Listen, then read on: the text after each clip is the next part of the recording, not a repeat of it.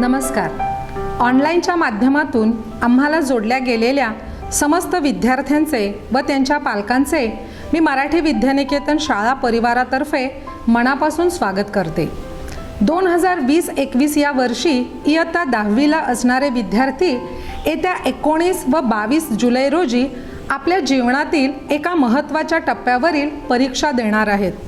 परीक्षेची तयारी तुम्ही निश्चितच करत असाल मुलांनो, पण बदललेल्या परिस्थितीमुळे परीक्षेचे स्वरूपही बदललेले आहे.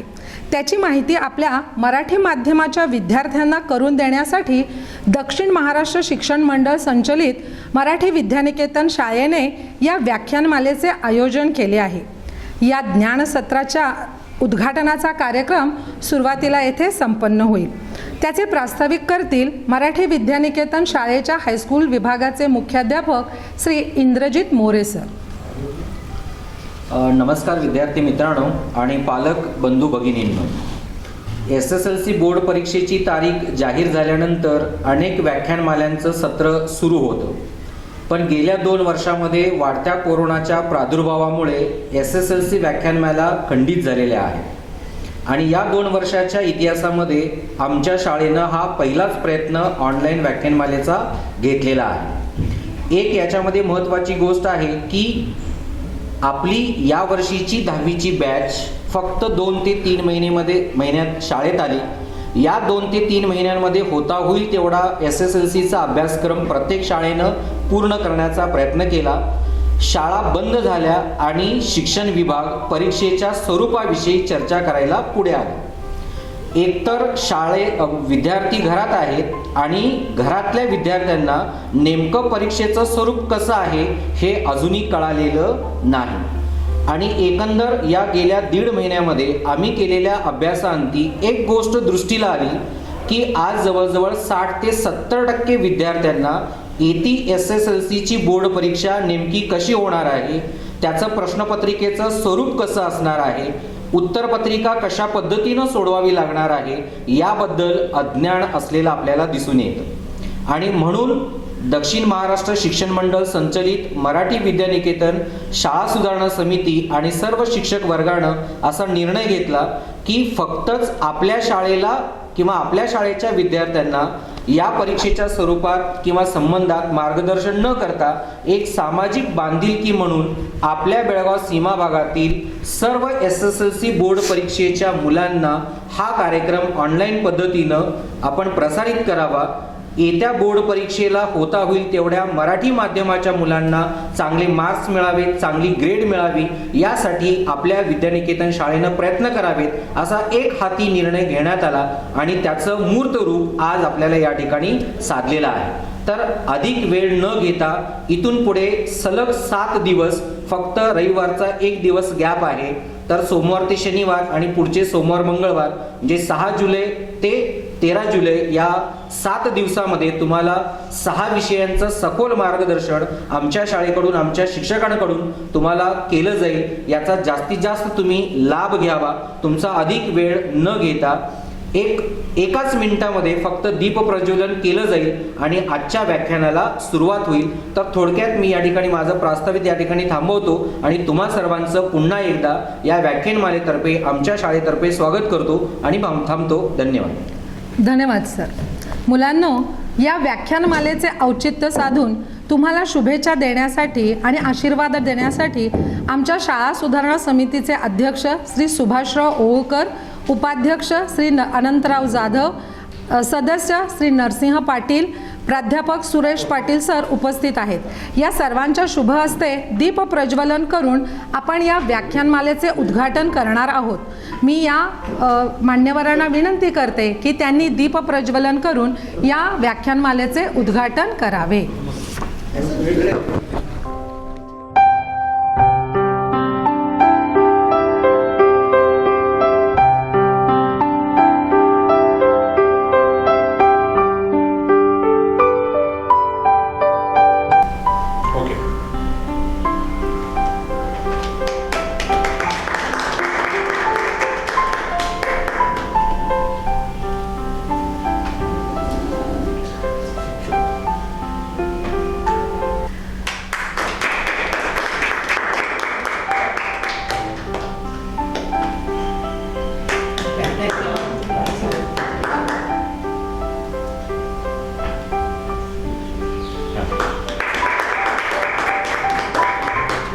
या दीप प्रज्वलनातून आम्हाला हाच संदेश द्यायचा आहे की अंधाराचे राज्य केवढे असते, तर जोपर्यंत तेथे प्रकाश नसतो तोपर्यंतच त्याचे राज्य असते.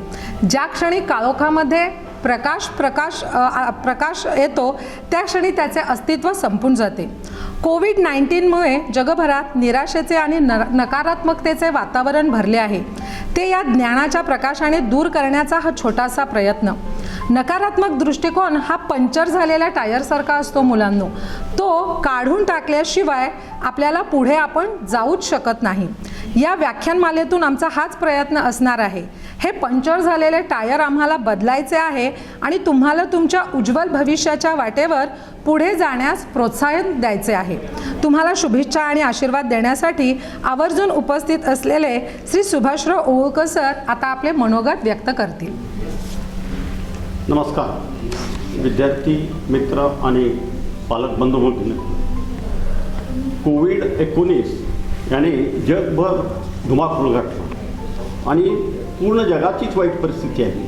फक्त बेळगाव नाही, आपला कर्नाटक राज्य, भारत देश आणि इतर देशातून सुद्धा हे कोविडचा वाईट परिणाम झाला आहे.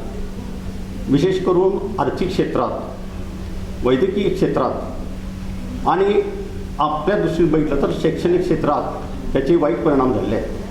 त्याचे पुढील 8-10 वर्षात याचे वाईट परिणाम दिसून येतील. तरी याच्यातून आपण बाहेर पडण्याचा प्रयत्न केला पाहिजे. विद्यार्थी शैक्षणिकदृष्ट्या विचार केला तर 10वीची परीक्षा ही फार महत्त्वाची आहे. त्याच्या भवितव्याचा प्रश्न हा इथं आहे.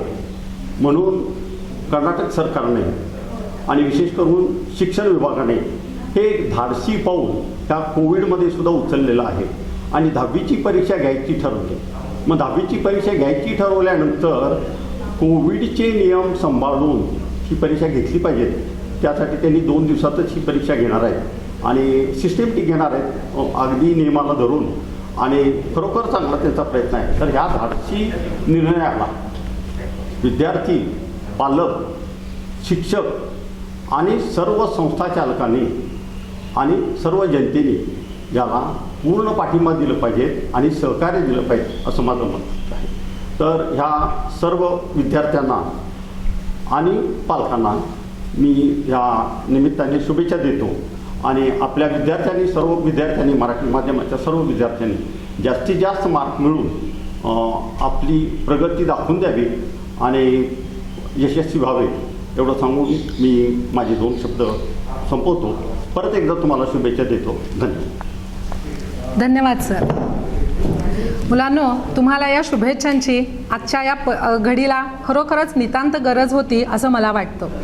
डॉक्टर बाबासाहेब आंबेडकरांच्या मते शाळा म्हणजे नागरिक तयार करण्याचे पवित्र क्षेत्र.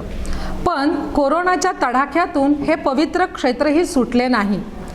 पण अशा प्रतिकूल परिस्थितीमध्ये सुद्धा शाळांनी कोणत्या ना कोणत्या मार्गाने विद्यार्थ्यांना शिक्षणाच्या प्रवाहातून दूर जाऊ दिले नाही.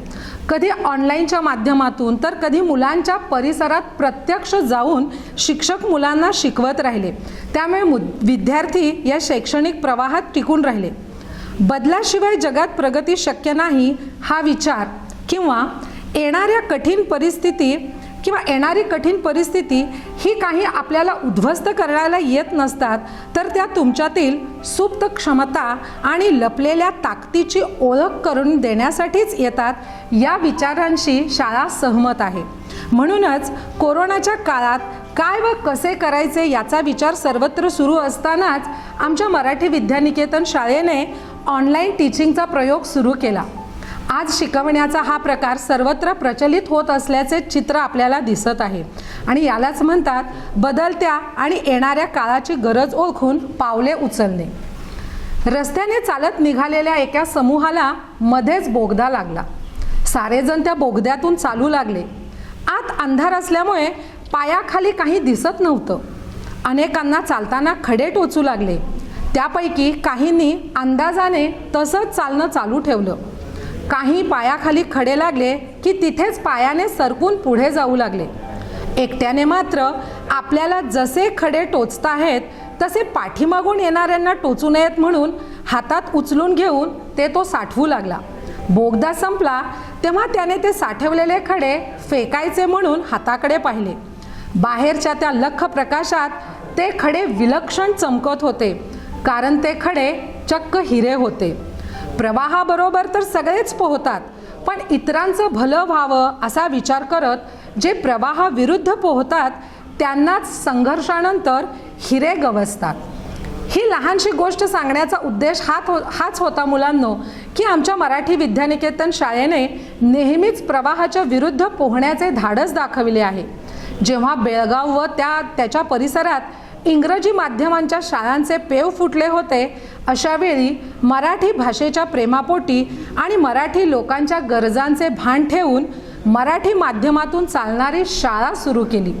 ज्योतिराव फुले, सावित्रीबाई फुले यांच्या शिक्षणाच्या विचारांचा वारसा घेऊन व त्यांच्याच प्रेरणेतून अनेक संकटांना आणि अडचणींना तोंड देत शाळेने आपली यशस्वी वाटचाल चालू ठेवली आहे.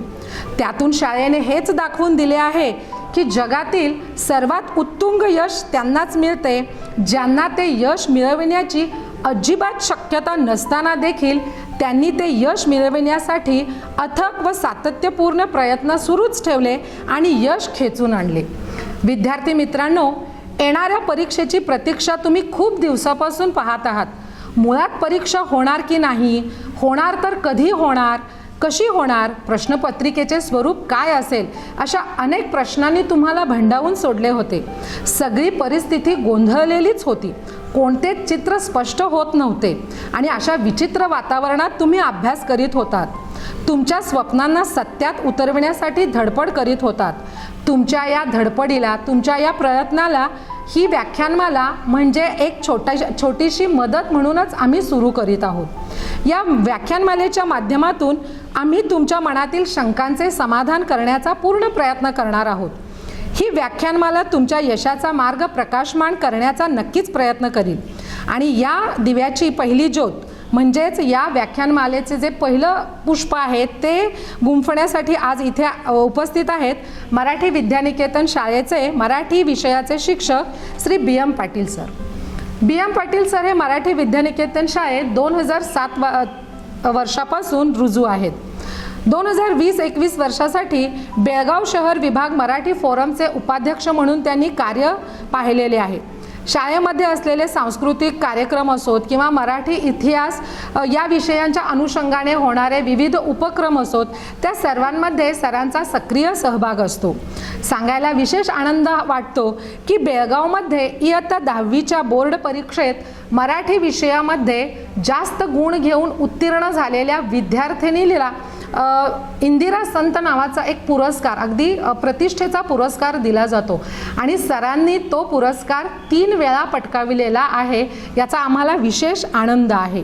तर सरांना वाचनाचीही खूप आवड आहे व जास्त सरांची ओळख तुम्हाला त्यांच्या व्याख्यानातून होईलच. तेव्हा तुम्हा सर्वांचा जास्त वेळ न घेता मी या पुढील व्याख्यानमालेची सर्व सूत्रे बी.एम. पाटील सरांच्याकडे सुपूर्द करते. सर्वांना नमस्कार, सुप्रभात. आजच्या व्याख्यानमालेला उपस्थित असणारे सर्व मान्यवर, शाळेचे मुख्याध्यापक, इतर शिक्षक आणि तुम्ही सर्व विद्यार्थी मित्र हो.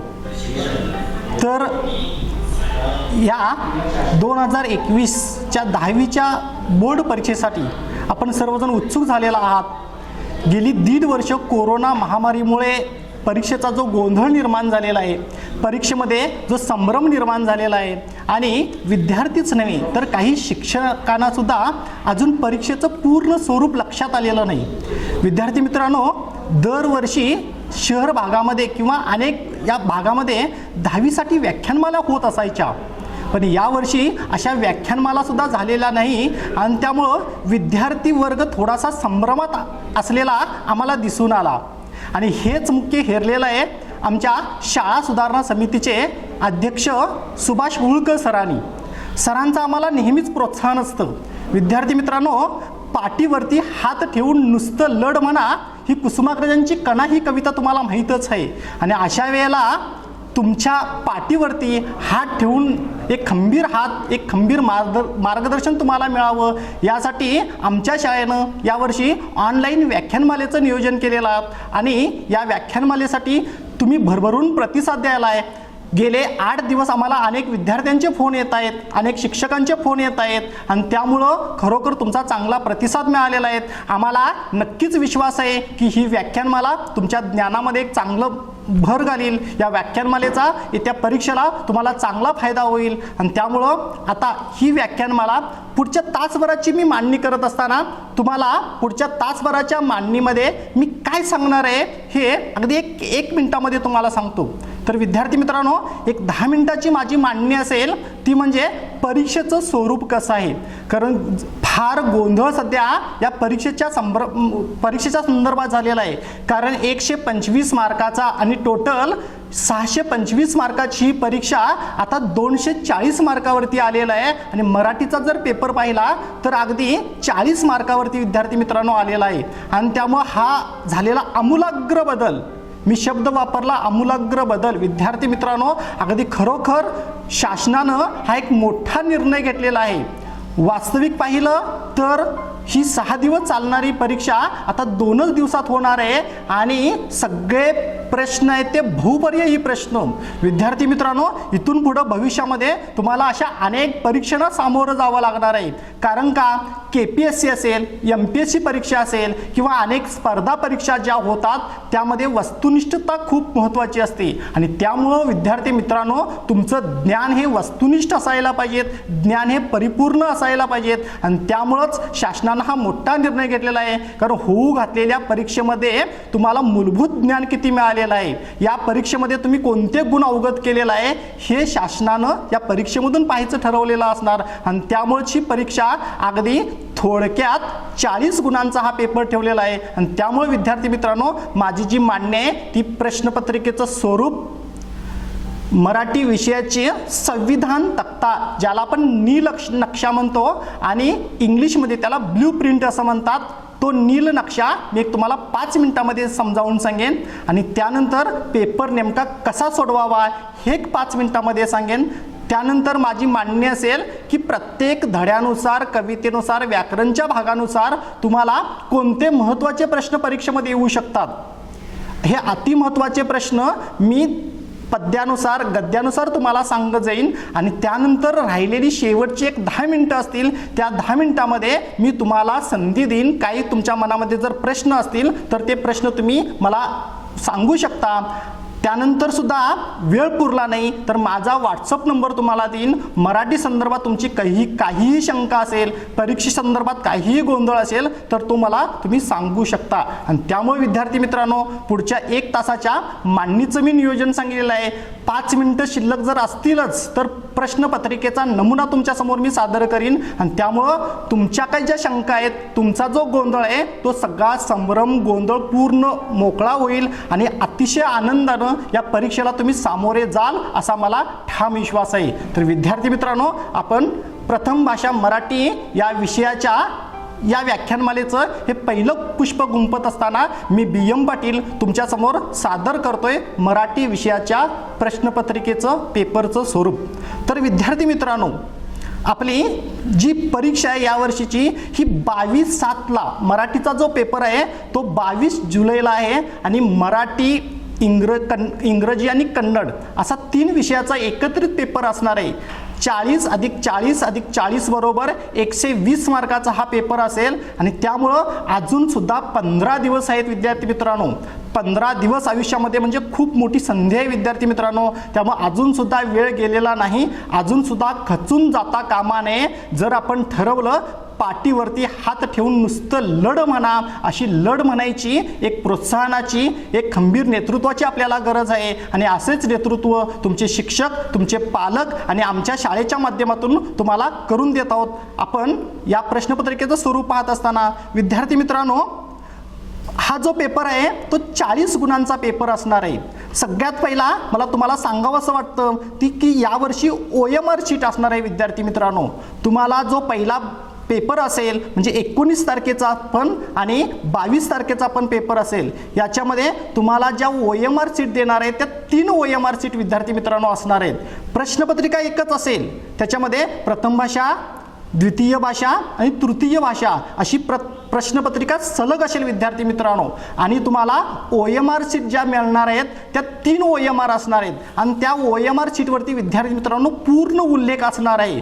तुमचं नाव असेल, तुमचा नंबर असेल, हे सगळं प्रिंटेड असणार आहे. त्यामुळे तुम्हाला लिहायची काहीही गरज नाही. आपण अतिशय महत्त्वाची जी सूचना पाळायची आहे ती म्हणजे या जे आता आपल्याला शेडिंग करायचं आहे, जे बहुपर्याय दिलेले आहेत त्या बहुपर्यायाला मार्किंग करत असताना, गोल करत असताना आपण काळ्या पेन, बॉल पेन किंवा निळं बॉल पेन आपण वापरू शकतो. विद्यार्थी मित्रांनो, बॉल पेन वापरणं खूप गरजेचं आहे, शाईचं पेन वापरायचं नाही.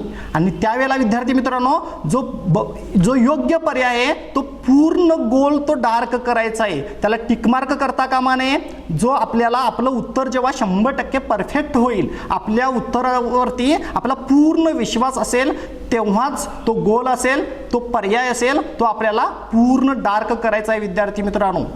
त्यानंतर जी आपली OMR सीट असणार आहे त्याच्यावरती तुमचं नाव असेल, नंबर असेल, शाळेचं नाव वगैरे सगळं आहे. तुम्हाला लिहायची काही गरज नाही. तुम्ही बॉल पेन वापरला, त्यानंतर तुम्हाला ती OMR गुंडाळायची नाही आहे. OMR फाडता कामा नये. OMRवरती काही पण लिहिता कामा नये. विद्यार्थी मित्रांनो, OMRच्या खालती म्हणजे ही OMR आपण जेव्हा कच्चं काम काही पण करतो त्यावेळेला OMRवरती त्याचा तो पेपर येता कामा नये. कारण का आपण OMRवरती आपला कच्च्या कामाचा जर पेपर घेतला तर त्या OMRवरती पण टिकमार्क होण्याचा संभव असतो आणि त्यामुळे OMR ही अगदी बाजूला ठेवावी. विद्यार्थी मित्रांनो, मी तुम्हाला OMR शीट दाखवण्याचा प्रयत्न करतो. बघा, तुम्हाला दिसेल किंवा तुमच्या शिक्षकांनी पण तुम्हाला सांगितलेलं असेल, ही OMR प्रत्येक विषयाची वेगवेगळी असेल विद्यार्थी मित्रांनो. आणि अशी OMR असणार आहे, प्रत्येक विषयाला वेगवेगळा रंग असेल विद्यार्थी मित्रांनो. आणि तुम्हाला इथं लिहायचं काहीच नाही. तुमचं नाव असेल, शाळेचं नाव असेल, तुमचा परीक्षा क्रमांक असेल आणि सगळ्यात महत्त्वाचं म्हणजे इथं तुम्हाला 1 ते 40 प्रश्न दिलेले आहेत. त्याला अ, ब, ABCD असे पर्याय दिलेले आहेत विद्यार्थी मित्रांनो. आणि त्यावेळेला तुम्हाला जो योग्य पर्याय वाटेल त्या पर्यायाला तुम्ही डार्क करायचं आहे. इथं फक्त एकच गोष्ट आपण करायची आहे. इथं सगळ्यात शेवटी स्टुडंट सिग्नेचर आणि रूम इन्व्हिगेटर सिग्नेचर म्हणजे तुमचं विद्यार्थ्यांची सही आणि जो तुम्हाला पर्यवेक्षक येणार आहे त्यांची सही एवढ्याच विद्यार्थी मित्रांनो लिहिण्याचा तिथं म्हणजे तुम्हाला सही करावी लागेल. त्यामुळे याच्यामध्ये गोंधळ काही नाही आहे. अतिशय सुटसुटीत, साधी, सगळ्यांना समजेल अशी ही OMR शीट विद्यार्थी मित्रांनो काढलेली आहे. मला एकच तुम्हाला विनंती करावीशी वाटते, जो तुम्हाला पेपर देणार आहे त्या पेपरच्या अगदी मागच्या बाजूचे 1-2-3 कच्चं कामासाठी तुम्हाला पान दिलं जाईल, कच्च्या कामासाठी तुम्हाला कागद दिला जाईल. तुम्ही तिथं कच्चं करा, याच्यावरती काहीच कच्चं करत राहू नका विद्यार्थी मित्रांनो. तुम्हाला पूर्ण जेव्हा विश्वास होईल हे उत्तर बरोबर आहे तेव्हाच तुम्ही तो गोल आहे तो डार्क करा. विद्यार्थी मित्रांनो, आपल्याला इथं वेळ भरपूर आहे, पण आपण असं समजता कामा नये अगदी 10 मिनिटामध्ये पण पेपर होऊ शकतो. पण विद्यार्थी मित्रांनो, कुठल्याही गोष्टीमध्ये उतावीळ होता कामा नये. कारण तुम्हाला माहीतच आहेत, मराठीमध्ये अनेक म्हणी आहेत. आपण उतावीळ नवरा गुडघ्याला बाशिंग वगैरे आपण म्हणत असतो, किंवा अतिघाई स्मशानात नाही मसनात नाही असं म्हणतात. त्यामुळे घाई गडबड गोंधळ करता कामा नये. इथं तुम्हाला लिहायचं काही नाही आहे, फक्त तुम्हाला गोल करायचं आहे. आणि त्यावेळेला विद्यार्थी मित्रांनो वेळ खूप आहे. खरं तर 40 मार्कासाठी तुम्हाला 1 तास आहे विद्यार्थी मित्रांनो. प्रत्येक प्रश्नाला तुम्हाला अर्धा मिनिट मिळणार आहे आणि त्यामुळे अतिघाई करता कामा नये. जो ठरलेला वेळ आहे तेवढा वेळ त्या प्रश्नाला द्यायलाच पाहिजे विद्यार्थी मित्रांनो. तुम्हाला जेवढे येतात तेवढे सलग प्रश्न तुम्ही सोडवून घ्या. जेव्हा उत्तर परफेक्ट तुम्हाला समजेल, तुमची खात्री बसेल, तेव्हा तुम्ही टिक मार्क करा, तेव्हा तुम्ही त्याला डार्क करा. आणि विद्यार्थी मित्रांनो, त्यानंतर एखादा प्रश्न राहिला असेल तर राहू दे, त्याच्यावरती तुम्ही वेळ घालवायला जाऊ नका. समजा तुम्ही मराठीचा पेपर 40 मिनिटामध्ये 45 मिनिटामध्ये सोडवला, त्यानंतर दुसरा पेपर घ्या, तो पेपर सोडवा, तो 40 मिनिटामध्ये किंवा 1 तास जाईल. तिसरा पेपर घ्या आणि शेवटी तुम्हाला 10-15 मिनिटं उरत असतात. त्यावेळेला राहिलेल्या प्रश्नाकडे विद्यार्थी मित्रांनो बघा, उगाच राहिलेल्या प्रश्नाकडं असा वेळ घालत राहू नका. वेळ खूप आहे म्हणून अतिघाई पण करू नका. आणि त्यामुळं काटेकोर नियोजन विद्यार्थी मित्रांनो खूप महत्त्वाचं आहे. तर विद्यार्थी मित्रांनो, तुम्हाला OMR बद्दल काय शंका असेल तर तुमच्या शिक्षकांना पण तुम्ही विचारू शकता. अतिशय सोपी OMR आहे, तुम्हाला याबद्दल घाबरण्याची काहीच गरज नाही. महत्त्वाचं म्हणजे विद्यार्थ्यांनो काय झालेलं आहे बघा, हे 40 जे गुण दिलेले आहेत या 40 गुणांची विभागणी म्हणजेच नील नक्षा, त्यालाच ब्ल्यू प्रिंट म्हणतात.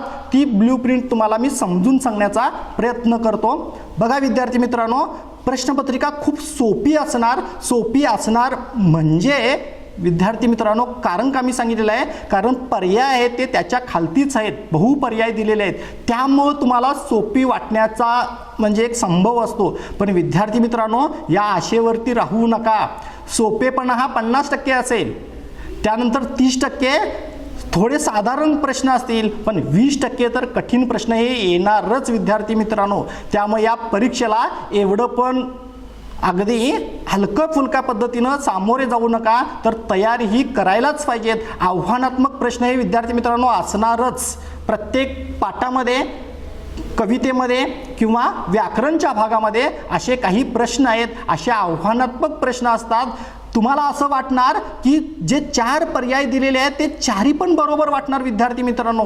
त्याच्यामध्ये 2 खूप अगदी तुम्हाला खूप जवळचे वाटतील, पण विद्यार्थी मित्रांनो शेवटच्या क्षणाला तुम्हाला एक पर्याय निवडायचा आहे. त्यामुळं खूप महत्त्वाचं हे तुमच्यासमोर असणारं आव्हान आहे. त्यामुळं या परीक्षेला सोप्या पद्धतीनं सामोरे जात असताना तयार ही असायलाच पाहिजेत, तुम्ही अभ्यास करायलाच पाहिजेत. आणि त्यामुळे विद्यार्थी मित्रांनो, ब्ल्यू प्रिंट सांगत असताना, नील नक्षा सांगत असताना 40 गुणांची विभागणी कशी केली आहे ते मी थोडक्यात मांडणी करीन. तर गद्य भागाला जे 15 गुण दिलेले आहेत, त्या गद्य भागामध्ये जे 9 धडे दिलेले आहेत, त्याच्यामध्ये अनंत शक्ती परमेश्वरू यासाठी 1 गुण विद्यार्थी मित्रांनो दिलेला आहे. विद्यार्थ्यांनो, जागृत व्हा हा बाबासाहेब आंबेडकरांचा पाठ आहे, त्याच्यासाठी पण 1 गुण दिलेला आहे विद्यार्थी मित्रांनो. नोकर छे मालक हा जो पाठ आहे यासाठी 2 प्रश्न असतील याच्यावरती, म्हणजे 2 गुणासाठी दिलेले आहेत. त्यानंतर जपानी स्त्री हा जो पाठ आहे याच्यावरती पण विद्यार्थी मित्रांनो 2 गुण दिलेले आहेत. मेळघाटाचे शिल्पकार याच्यासाठी पण 2 गुण दिलेले आहेत. वाटणी हा जो पाठ आहे, ही जी कथा आहे याच्यासाठी पण मित्रांनो 2 गुण दिलेले आहेत. क्रांतिज्योती सावित्रीबाई हे जे नाट्य आहे याच्यासाठी पण 2 गुण दिले आहेत. आई समजून घेताना हा उत्तम कांबळेंचा पाठ आहे, याला विद्यार्थी मित्रांनो 1 गुण दिलेले आहे. आणि शेवटचा म्हणजे 9वा जो धडा यावर्षीचा आहे तो स्वरगंगा, यासाठी 2 गुण दिलेले आहेत. असे विद्यार्थी मित्रांनो गद्य भागातील 15 गुण, 15 प्रश्न तुम्हाला असणार आहेत. याच्या आधी जे स्वरूप होतं 125 मार्काचं म्हणजे 100 मार्काचा जो पेपर होता त्यावेळेला विद्यार्थी मित्रांनो 34 गुण होते, आणि आता 15 गुणामध्ये हा पेपर बसवलेला आहे. म्हणजे आव्हानात्मक प्रश्न हे असणारच, परीक्षेला एवढंही सोपं समजू नये. त्यानंतर विद्यार्थी मित्रांनो जो पद्य भाग आहे त्या पद्य भागाची नील नक्षा ब्ल्यू प्रिंट करत असताना पहिलं तोगे काऊ कोकताय ही ज्ञानेश्वरांची पहिलीच विरहिणी आहे, यासाठी 1 गुण मित्रांनो दिलेला आहे.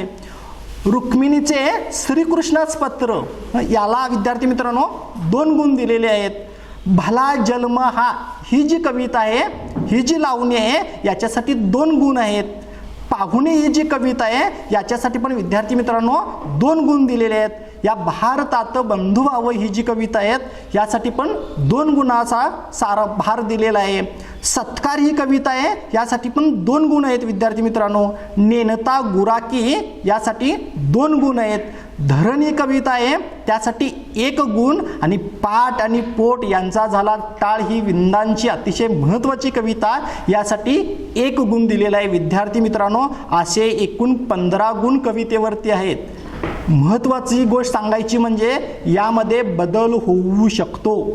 जो पेपर सेटर असेल त्यानं किती प्रमाणात वेटेज दिलेलं आहे हे पण महत्त्वाचं, पण जो आपल्याला एक असा नील नक्षा दिलेला आहे, सांगितलेला आहे, त्यानुसार असा भारांश असू शकतो, असा भार असू शकतो. त्यामुळे विद्यार्थी मित्रांनो थोडाफार याच्यामध्ये बदल होण्याचा संभव आहे. आता व्याकरणमधला भाग काय बघा, जुन्या अभ्यासक्रमानुसार या पद्य भागामध्ये 33 प्रश्न विद्यार्थी मित्रांनो होते, 33 मार्कासाठी होते आणि व्याकरणला सुद्धा 33 मार्काचं व्याकरण होतं. आणि आता मात्र 10 मार्कामध्ये हा व्याकरणचा भाग पूर्ण बसवलेला आहे. मग हे 10 मार्क कोणते असणार? बराचसा भाग याच्यातून कट केलेला आहे. जे आहे तो अतिशय महत्त्वाचा भाग दिलेला आहे. व्याकरणचे प्रश्न हे खूप आव्हानात्मक असणार आहे, विचार करण्यासारखा असणार आहे, अभ्यासू प्रश्न असणार आहे. आणि त्यामुळे विद्यार्थी मित्रांनो, जो संधीचा प्रकार आहे या संधीसाठी 1 गुण असेल. विभक्ती प्रत्यय तुम्हाला माहीतच आहे, याच्यासाठी 1 गुण असेल. प्रयोग तुम्हाला माहीतच आहेत, याच्यासाठी 1 गुण आहे मित्रांनो. काळ जे आहेत 3 काळ, याला 1 गुणाचा भारांश दिलेला आहे. म्हण आहे, तुम्हाला म्हणी अनेक माहीत आहेत विद्यार्थी मित्रांनो, म्हणीसाठी 1 गुण, समासाला 1 गुण, शब्द समूहासाठी 1 शब्द, याला पण 1 गुण दिलेला आहे विद्यार्थी मित्रांनो. आणि शब्दांच्या जाती हा जो प्रकार आहे याच्यासाठी पण 1 गुण दिलेला आहे. अलंकार, याच्या आधी अलंकार 2 मार्काचा होता विद्यार्थी मित्रांनो, आता अलंकार 1 मार्कासाठी आहे. आणि वृत्त सुद्धा 1 मार्कासाठी आहे. असे 10 मार्क आहेत. गद्याला 15, पद्याला 15 आणि व्याकरणसाठी 10 गुण, असे 40 प्रश्न असणार आहेत. सगळे प्रश्न बहुपर्यायी असणार आहेत. थोडे सोपे असतील, साधारण थोडे असतील आणि आव्हानात्मक थोडे, काठिण्य पातळी ही थोडी असणारच. सगळ्यात महत्त्वाचं तुम्हाला सांगायचं म्हणजे विद्यार्थी मित्रांनो, जी अनुक्रमणिका आहे, तुम्हाला अनेक शिक्षकांनी सांगितलेलं आहे की अनुक्रमणिका जी आपण मांडतो ती अनुक्रमणिका कशा पद्धतीनं असायला पाहिजेत. मग धड्याचं नाव असेल किंवा कवितेचं नाव, लेखक कवी असेल, त्यांचा कालखंड असेल, साहित्य प्रकार असेल, संदर्भ पुस्तक, मूल्य, ही जी एकूण अनुक्रमणिका 9 धडे, 9 कविता आणि व्याकरणचा झालेला भाग.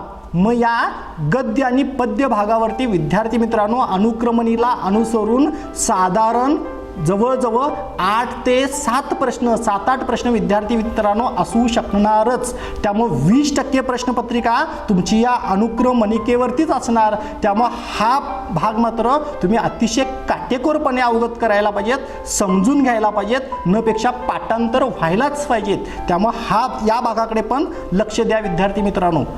मी तुम्हाला सांगितलं आहे बघा, अनुक्रमणिका खूप महत्त्वाची. म्हणजे मी ज्या पद्धतीनं आता मांडणी केलेली आहे ती, जर कोणी असं लिहून तुम्ही सराव करत नसाल तर अशी सगळी मांडणी करा, गद्याची, पद्याची. आणि ही मांडणी करत असताना त्याच्यामध्ये सगळा भाग येऊ दे विद्यार्थी मित्रांनो. पूर्ण पुस्तक तुम्हाला या अनुक्रमणिकेकडं पाहिल्यानंतर लक्षात येईल. विद्यार्थी मित्रांनो, ही ब्ल्यूप्रिंट असे आहे, 20% हे काठिण्य पातळीचे प्रश्न सुद्धा असणारच. आणि त्यामुळे विद्यार्थी मित्रांनो, तुम्ही या परीक्षेला एवढं सुद्धा सोपं समजू नका. अभ्यास हा करावाच लागेल. 15 दिवस आहे, त्यामुळं झोकून अभ्यास हा करावाच लागेल. आणि महत्त्वाचं एक सांगायचं म्हणजे विद्यार्थी मित्रांनो, 100 पैकी 100 मार्क, 100% घ्यायची तुम्हाला खूप संधी आहे सगळ्या विषयातून. फक्त मराठीलाच नव्हे, मराठीला गेल्या वर्षी आमच्या शाळेच्या विद्यार्थीनं पैकीच्या पैकी मार्क मिळवलेले आहेत. तर विद्यार्थी मित्रांनो, यावेळेला तुम्हाला ही सुवर्ण संधी असेल. बदललेल्या अभ्यासक्रम किंवा बदललेला हा प्रश्नपत्रिकेचं स्वरूपचा तुम्हाला एक फायदा होणार आहे. बरेचसे विद्यार्थी पैकीच्या पैकी मार्क घेणार आहेत विद्यार्थी मित्रांनो. आणि त्यामुळं ही तुम्हाला कोरोनाची चालून आलेली संधी आहे. आपण या कोरोनाच्या मंदीत सुद्धा संधी शोधायची आहे विद्यार्थी मित्रांनो. आणि म्हणून पैकीच्या पैकी मार्क घ्यायला तुम्हाला खूप अवसर आहे. एक 15 दिवस तुम्ही मेहनत करा. दीर्घोद्योग आणि कष्ट करण्यानेच यशप्राप्ती होते, असं डॉक्टर आंबेडकरांना आपल्याला विद्यार्थ्यांनो जागृत व्हा या पाठामध्ये सांगितलेलं आहे. त्यामुळे विद्यार्थी मित्रांनो, आता तरी जागं होऊया आणि पैकीच्या पैकी मार्क घ्यायचा आपण प्रयत्न करूया. विद्यार्थी मित्रांनो, आता पुढची जी माझी मांडणी असणार आहे ती पाठानुसार, घटकानुसार, गद्य, पद्य, व्याकरण अशी मांडणी करत जाईन. त्यातील महत्त्वाचे प्रश्न तुम्हाला सांगत जाईन. काय शंका असेल तर आपण पुढच्या 10 मिनिटांमध्ये विद्यार्थी मित्रांनो पाहायचं आहे. गद्य भागामधला जो पहिला पाठ आहे विद्यार्थी मित्रांनो, तो म्हणजे अनंत शक्ती परमेश्वरू. खूप शक्तिशाली असणार हा परमेश्वर. परमेश्वराची शक्ती किती महान आहे. परमेश्वर कसा पूर्ण दृष्टीनं पाहतो. अडाणी माणूस मात्र संकुचित दृष्टीनं पाहतो. एखाद्या गोष्टीकडे पूर्ण अंशानं कसं पाहावं, इथं केशवदासांनी सांगितलेलं आहे विद्यार्थी मित्रांनो. या पाठावरचे महत्त्वाचे प्रश्न कोणते असू शकतात बघा, असेल असं मला वाटतं. तर सगळ्यात महत्त्वाचे प्रश्न म्हणजे मी तुम्हाला प्रश्न सांगतो, तुम्ही उत्तर मनातल्या मनात तुम्ही शोधा, लिहून घेतला तरी चालेल, उत्तर पण मागावून मी सांगण्याचा प्रयत्न करीन. बघू आपल्याला वेळेचं नियोजन कसं होतं विद्यार्थी मित्रांनो. तर मी प्रश्न सांगतो, कोणाच्या सूचनेवरून केशवबासांनी मराठीत ग्रंथरचना केली? कोणाच्या सूचनेवरून केशवबासांनी मराठीत ग्रंथरचना केली? हा पहिल्या धड्यावरचा मला महत्त्वाचा वाटलेला प्रश्न आहे विद्यार्थी मित्रांनो.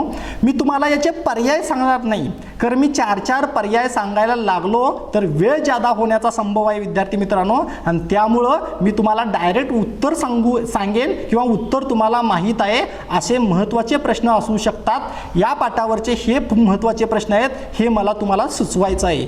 तर त्याचं उत्तर आहे नागदेवाचार्य, ज्यालाच आपण भट्टोबास वगैरे म्हणतो, ते म्हणजे नागदेवाचार्य. त्यानंतरचा महत्त्वाचा प्रश्न आहे, हा दृष्टांत डोमेग्राम येथे स्वामींनी कोणाचं सांगितला? काय सांगितलेलं आहे बघा, वाक्य तुम्हाला त्या परिचयातच दिसून येईल विद्यार्थी मित्रांनो. हा दृष्टांत म्हणजे अनंत शक्ती परमेश्वर हा दृष्टांत डोमेग्राम या ठिकाणी स्वामींनी कोणाचं सांगितला? उत्तर तुम्हाला लक्षात आलंच असेल. मी तुम्हाला पर्याय सांगणार नाही, आधीच म्हटलेलं आहे. स्वामींनी आपला जो आवडता शिष्य होता तो म्हणजे महिमभट्टा सांगितलेला आहे विद्यार्थी मित्रांनो. त्यानंतरचा महत्त्वाचा प्रश्न आहे, या पाठाचं संदर्भ पुस्तक कोणतं? तर संदर्भ पुस्तक आहे महाराष्ट्र सारस्वत विनायक लक्ष्मण भावे यांनी संपादित केलेलं जे महाराष्ट्र सारस्वत पुस्तक आहे ते संदर्भ पुस्तक असणार. पण हे मूळ विनायक लक्ष्मण भावे यांनी तयार केलेलं पुस्तक आहे ते म्हणजे दृष्टांत पाठातून विद्यार्थी मित्रांनो. हे 3 मला अतिमहत्त्वाचे प्रश्न वाटतात वरचे. आणि तुम्हाला काही प्रश्न मी सुचवतो बघा. सर्वांसाठी विषय व्यवस्था कोण करतो? उत्तर माहीतच आहे तुम्हाला. सर्वांसाठी विषय व्यवस्था पर्याय 4 असतील विद्यार्थी मित्रांनो. उत्तर मी तुम्हाला सांगेन, तो म्हणजे परमेश्वर करतो. सोंड पाहणाऱ्याला हत्ती कसा वाटला? 6 अंध गेले होते पाहायला, एकेकानं एक भाग पाहिला. मग सोंड पाहणाऱ्याला हत्ती कसा वाटला? मुसळासारखा वाटलेला आहे. उत्तर अगदी बरोबर आहे विद्यार्थी मित्रांनो. त्यानंतर महानुभाव पंथाचे संस्थापक कोण? हा प्रश्न अनेक वेळा आलेला आहे. गेल्या 3-4 वर्षामध्ये जे महत्त्वाचे प्रश्न आलेले आहेत आणि या बदललेल्या स्वरूपानुसार जे महत्त्वाचे प्रश्न मला वाटतात ते मी तुमच्यासमोर मांडत आहे. महानुभाव पंथाचे संस्थापक आहेत विद्यार्थी मित्रांनो श्री चक्रधर स्वामी. त्यानंतर आंधळ्यांना हत्तीचे खरे स्वरूप कोणी समजावून सांगितले? अगदी सोपं उत्तर आहे, डोळसाने समजावून सांगितले. त्यानंतर प्रश्न आहे, हत्ती सुपासारखा असे कोणत्या अंधाला वाटले? हत्ती सुपासारखा कोणता अंध म्हणतो बघा? अगदी बरोबर आहे, कान पाहिलेला अंध्याला हत्ती सुपासारखा असं वाटले. आणि या पाठाचे मूल्य आहे ज्ञान आणि उत्सुकता. तर विद्यार्थी मित्रांनो, थोडासा माझ्या प्रश्नाचा रोग तुम्हाला कळलेला असेल तर मी आधीच सांगितलेलं आहे जवळजवळ 20% प्रश्न हे अनुक्रमणिकेवरती असणार आणि असे बरेचशा प्रश्नाकडं आपलं दुर्लक्ष होतं विद्यार्थी मित्रांनो. त्यामुळं असे प्रश्न पण खूप महत्त्वाचे आहेत आणि त्याचे पर्याय पण महत्त्वाचे विद्यार्थी मित्रांनो. मी तुम्हाला पर्याय सांगत नाही कारण वेळ होण्याचा संभव आहे. दुसरा पाठ आहे विद्यार्थ्यांनो जागृत व्हा, ज्या पाठासाठी वेटेज दिलेलं आहे 1 मार्काचं. तर बाबासाहेब आंबेडकरांचा हा पाठ आणि या पाठावरचे अतिमहत्त्वाचे जे प्रश्न आहेत ते म्हणजे स्वतंत्र भारताच्या पहिल्या मंत्रिमंडळाचे कायदेमंत्री कोण होते? स्वतंत्र भारताच्या पहिल्या मंत्रिमंडळाचे कायदेमंत्री कोण होते? कोण आहे? उत्तर सांगा बघू. डॉक्टर बाबासाहेब आंबेडकर हे विद्यार्थी मित्रांनो कायदेमंत्री होते. त्यानंतर आहे आंबेडकरांनी कोणती नियतकालिके सुरू केली? डॉक्टर बाबासाहेब आंबेडकरांनी कोणती नियतकालिके सुरू केलेले आहेत? बघा, मूकनायक आणि जनता ही नियतकालिके सुरू केलेली आहेत. 11वे अस्पृश्य विद्यार्थी संमेलन कोठे आणि केव्हा झालेले आहेत? काय म्हटलेलं आहे बघा, महत्त्वाचा प्रश्न आहे. या प्रश्नाकडे बरेच जण दुर्लक्ष करत असतात. 11वे अस्पृश्य विद्यार्थी संमेलन कोठे? पुणे येतं. केव्हा? 1938 साली विद्यार्थी मित्रांनो अस्पृश्य संमेलनामध्ये डॉक्टर बाबासाहेबांनी हे भाषण केलेलं आहे आणि त्या भाषणाचा सारांश तुम्हाला सांगितलेला आहे. त्यानंतर प्रश्न आहे, भारत सरकारने डॉक्टर आंबेडकरांना कोणत्या पुरस्काराने सन्मानित केले. भारत सरकारने शासनाने आंबेडकरांना जो पुरस्कार दिला आहे तो अतिशय मानाचा पुरस्कार आहे विद्यार्थी मित्रांनो, तो म्हणजे भारतरत्न हा पुरस्कार दिलेला आहे.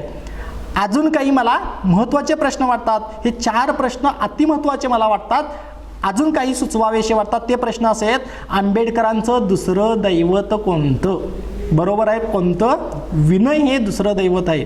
विद्या कशाप्रमाणे आहे? विद्या महासागरासारखी आहे. विद्या महासागरासारखी अथांग आहे, तलवारीसारखी धारदार आहे विद्यार्थी मित्रांनो. त्यामुळे हा फरक तुम्ही लक्षात घ्या. त्यानंतर माणूस विद्येचा पुजारी केव्हा होईल? केव्हा होईल? तर पुस्तकावर प्रेम करील तेव्हाच होणार विद्यार्थी मित्रांनो. पुस्तकावर प्रेम करायलाच पाहिजेत, अभ्यासावरती प्रेम हे व्हायलाच पाहिजेत. त्यानंतर आंबेडकरांनी 24 तासापैकी किती तास अभ्यास केला होता? तुमची परीक्षा खूप जवळ आलेली आहे, तोंडावर आली म्हटलं तर चालेल. तुम्ही किती तास अभ्यास करायला बघा. आणि डॉक्टर बाबासाहेब ज्यांनी आपली घटना लिहिलेली आहे त्यासाठी त्यांनी 24 तासापैकी 21 तास विद्यार्थी मित्रांनो अभ्यासाला बसायचे. महामानव असे तसे होत नाहीत, खडतर प्रयत्न हे असायलाच पाहिजेत. आणि त्यामुळे जिद्द आणि चिकाटीच्या जोरावरती होऊ घातलेली परीक्षा 100% मार्क मिळवायला पाहिजेत. त्यासाठी आत्तापासून विद्यार्थी मित्रांनो आपण कंबर कसूया. त्यानंतरचा प्रश्न आहे, दैवी शक्ती कोणती? आत्मविश्वासासारखीच दैवी शक्ती दुसरी कोणती नाही. आत्मविश्वास महत्त्वाचा विद्यार्थी मित्रांनो. त्यानंतरचा प्रश्न आहे, डॉक्टर आंबेडकरांचे चरित्र कोणी लिहिले? तर तुम्हाला हा प्रश्न लक्षात आलेला कुठं आहे? अगदी उपक्रमामध्ये विद्यार्थी मित्रांनो आहे. त्यामुळे इकडं पण आपलं लक्ष असायला पाहिजेत. आंबेडकरांचं चरित्र लिहिलेलं आहे ते धनंजय कीर यांनी विद्यार्थी मित्रांनो. असे काही महत्त्वाचे प्रश्न या पाठावरती होते. तिसरा जो पाठ आहे तो म्हणजे नोकर छे मालक. यामधली तुम्हाला काकू आठवलेली असणार विद्यार्थी मित्रांनो. हे पाठ जे आहे ते जीवनाला दिशादर्शक विद्यार्थी मित्रांनो असतात. मार्कासाठी तर महत्त्वाचे आहेत, पण याच्यातून आपण बोध घ्यायचा आहे. आणि त्यामुळे मूल्य दिलेले आहे. स्वभाव दोष आणि विनोद निर्मिती ही तितकीच महत्त्वाची विद्यार्थी मित्रांनो. तर या पाठाला वेटेज दिलेले आहे ते 2 मार्कासाठी. आणि कोणते प्रश्न अति महत्त्वाचे वाटतात बघा. ची.व्ही. जोशींच्या मानसपुत्रांचे नाव काय? ची.व्ही. जोशी यांना 2 मानसपुत्र होते. त्यांची नावं तुम्हाला माहीतच आहेत विद्यार्थी मित्रांनो, कारण अनेक परीक्षेचा सराव तुम्ही केलेला आहे. त्याच्यामध्ये चिमणराव आणि गुंड्याभाऊ हे 2 मानसपुत्र होते. हे तुमच्या लक्षात आलेलं असेल. त्यानंतर अतिमहत्त्वाचा जो प्रश्न, माझ्या बापाची पेंड हे पुस्तक कोणाचे? माझ्या बापाची पेंड हे पुस्तक आहे. महत्त्वाचा प्रश्न आहे, कारण हा उपक्रमामधला प्रश्न आहे विद्यार्थी मित्रांनो. आपलं सगळीकडं लक्ष असायला पाहिजेत. द मा मिरासदारांचं हे पुस्तक आहे विद्यार्थ्यांनो. त्यानंतरचा जो महत्त्वाचा प्रश्न आहे तो म्हणजे ची.व्ही. जोशी हे या नियतकालिकाचे संपादक होते. गोंधळात टाकणारा प्रश्न होतो, कारण समजा विद्यार्थी मित्रांनो आंबेडकरांची नियतकालिकं पण दिली, ही पण नियतकालिकं दिली तर आपला संभ्रम होतो. आणि अशासाठी आव्हानात्मक काही प्रश्न असतात. जोपर्यंत एखाद्या प्रश्नावरती 100% विश्वास बसत नाही तोपर्यंत आपण त्याला डार्क करता कामा नये. एकदा आपण डार्क केला, एकदा गोल आपण तो रंगवला की आपलं उत्तर संपलंच. नंतर जर असं वाटायला लागलं की हे आपलं चुकलेलं आहे, याच्यामध्ये बदल करायला पाहिजेत, विद्यार्थी मित्रांनो संधी हुकली. संधी ही एकदाच असते आणि त्यामुळं पूर्ण विचारांती तुम्ही हे डार्क करायचं आहे. आणि त्यामुळं तुम्हाला लक्षात आलेलंच असेल नियतकालिकाचे संपादक आहेत ते म्हणजे सहविचार या नियतकालिकाचे संपादक आहेत. त्यानंतरचा अतिमहत्त्वाचा प्रश्न, बडोदा सरकारचे दप्तरदार कोण होते? कोण होते सांगा? ची.व्ही. जोशी हे बडोदा सरकारचे दप्तरदार होते. 1928 साली त्यांनी ही जबाबदारी स्वीकारलेली आहे विद्यार्थी मित्रांनो. भारत स्वतंत्र झालेला नव्हता त्यावेळेचा हा पाठ विद्यार्थी मित्रांनो ते दिलेला आहे बघा. काही महत्त्वाचे प्रश्न या पाठावरचे आहेत ते कोणते बघा. लेखकाच्या कुत्र्याचे नाव काय? सगळ्यांना प्रश्न येण्यासारखा आहे, सगळ्यांना आपण पास व्हायचं आहे विद्यार्थी मित्रांनो. त्यामुळं काही सोपे प्रश्न हे असतात, पण अति सोपेपणामध्ये आपण दुर्लक्ष करून उपयोगाचं नाही, तर पर्याय पूर्ण वाचायचे आणि त्यानंतर आपण उत्तर ठरवायचं आहे. तर वसंत हे कुत्र्याचं नाव आहे. बुधवारी काकू कोठे गेल्या होत्या? बघा काकू कधी आलेले आहेत, गुरुवारी काकूंना कामावरून काढून टाकलं. त्याच्या आधी काकू जवळजवळ रविवारी आलेले आहेत विद्यार्थी मित्रांनो. रविवार, सोमवार, मंगळवार, बुधवारी काकू कुठं गेल्या होत्या बघा, आदल्याच दिवशी त्यांची एकादशी झाली होती. आणि बुधवारी काकू गेल्या होत्या ते म्हणजे कुठं रामेश्वरला गेल्या होत्या का, तुळशीबागेत गेल्या होत्या की कुठं फिरायला गेल्या होत्या, तर अगदी सगळं चुकीचं आहे. नाटकाचे पास आणण्यासाठी गेल्या होत्या, फुकटचे पास आणण्यासाठी. त्यानंतरचा प्रश्न आहे, काकूना चहा कोणी करून दिला. अनेक वेळा आलेला प्रश्न आहे, पण तुम्हाला माहीतच आहे, खरं अनेक परीक्षांचा सराव तुम्ही केलेला आहे. काकूना चहा मैनाताईनं करून दिलेला आहे. बोक्याने एकादशी कशी मोडली सांगा बघू. अगदी बरोबर आहे, पोपटाला खाऊन बोक्याने एकादशी मोडली. याला जोडूनच म्हण एखादी येऊ शकेल, एकादशीनी दुप्पट खाशी. असे काही या पाठावरचे पण महत्त्वाचे प्रश्न आहेत विद्यार्थी मित्रांनो. त्यानंतरचा पाठ आहे तो म्हणजे जपानी स्त्री. 2 मार्क याच्यासाठी ब्ल्यूप्रिंटनुसार मला वाटतात, आणि त्यामुळं जपानी स्त्री इंदू साखरीकरांचा हा पाठ आहे विद्यार्थी मित्रांनो. याच्यावरचे जे अतिमहत्त्वाचे प्रश्न आहेत ते कोणते असू शकतात बघा. त्याच्यामध्ये आहे, हिरोशिमावर बॉम्ब हल्ला या साली झाला. इतिहास तुम्हाला माहीतच आहे, आणि त्यामुळं हा पाठ तुम्हाला सोपा जाण्याचा संभव असेल. तर हिरोशिमावर बॉम्ब हल्ला 1945 साली झालेला आहे, आणि त्याच वेळेला मदर्स युनियनची स्थापना केलेली आहे अनाथ मुलांसाठी, बेघर मुलांसाठी. दुसरा प्रश्न विद्यार्थी मित्रांनो आहे तो म्हणजे जपानमध्ये कोणती गोष्ट कमीपणाची मानली जाते. कोणती गोष्ट कमीपणाची मानली जाते बघा. टीप घेणे ही गोष्ट जपानमध्ये खूप कमीपणाची मानलं जातं, कारण कष्ट ज्याचे आपण केले नाही त्याचं फळ कशाला घ्यायचं, कष्टाविना फळ घ्यायचं नाही. जपानमधली लोक खंबीर असायची, स्त्रिया किती कष्टाळू होत्या हे आपल्याला माहीत आहे विद्यार्थी मित्रांनो. असेच कष्ट या परीक्षेमध्ये आपण करायलोय, आणि होऊ घातलेल्या परीक्षेमध्ये पैकीच्या पैकी मार्क घेणार आहोत विद्यार्थी मित्रांनो आपण. अतिमहत्त्वाचा तिसरा प्रश्न आहे, मिसेस कमिचिखा कोणत्या पक्षाच्या नेत्या होत्या. मिसेस कमिचिखा जपानमधील कोणत्या पक्षाच्या बघा, सोशलिस्ट पक्षाच्या नेत्या होत्या, आणि पार्लमेंटमध्ये 3 वेळा निवडून आलेल्या विद्यार्थी मित्रांनो. सोशलिस्ट पक्षाच्या या नेत्या पार्लमेंटमध्ये 3 वेळा निवडून आलेल्या होत्या. त्यानंतरचा मदर्स युनियन म्हणजेच माता संघटना, याची स्थापना तुम्हाला सांगितलेलीच आहे बघा. 1945 साली स्थापना झालेली आहे. याला लागूनच असे प्रश्न येऊ शकतात की याचं ऑफिस किती मजली होतं. 3 मजली तुम्हाला माहीतच आहे. पहिल्या मजल्यावरती काय होतं, तर पहिल्या मजल्यावरती मदर्स युनियनचं ऑफिस होतं. दुसऱ्या मजल्यावरती काय होतं, तर दुसऱ्या मजल्यावरती पालकांची संस्था होती, आणि तिसऱ्या मजल्यावरती शिक्षकांच्या संघटनेचं ऑफिस होतं. असे काही पर्याय येऊ शकतील, गोंधळात टाकणारे पर्याय असेल. त्यामुळे आत्तापासूनच पहिल्या मजल्यावर, दुसऱ्या मजल्यावर, तिसऱ्या मजल्यावर काय काय होतं बघा.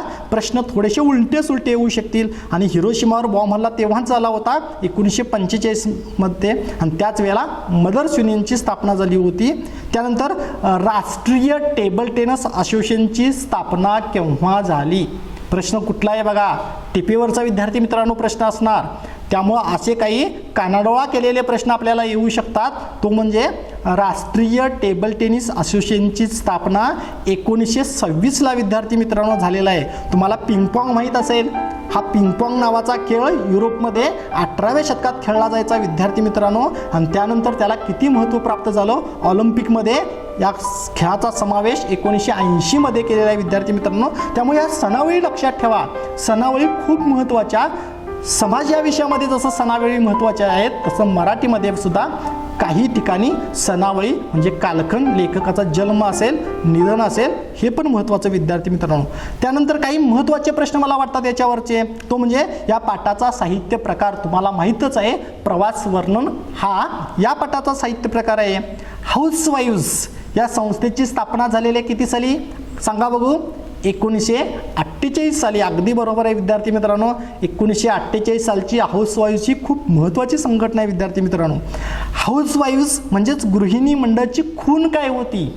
खून मी सुरुवातीलाच तुम्हाला एक कवितेची ओळ सांगितली होती कुसुमाग्रजांच्या, पाठीवरती हात ठेवून नुसतं लढ म्हणा. हा हात महत्त्वाचा, हा हात खंबीर असायला पाहिजेत, नेतृत्व खंबीर असायला पाहिजेत. आणि म्हणून त्या स्त्रियांची खूण होती लाकडाचा मोठा हात.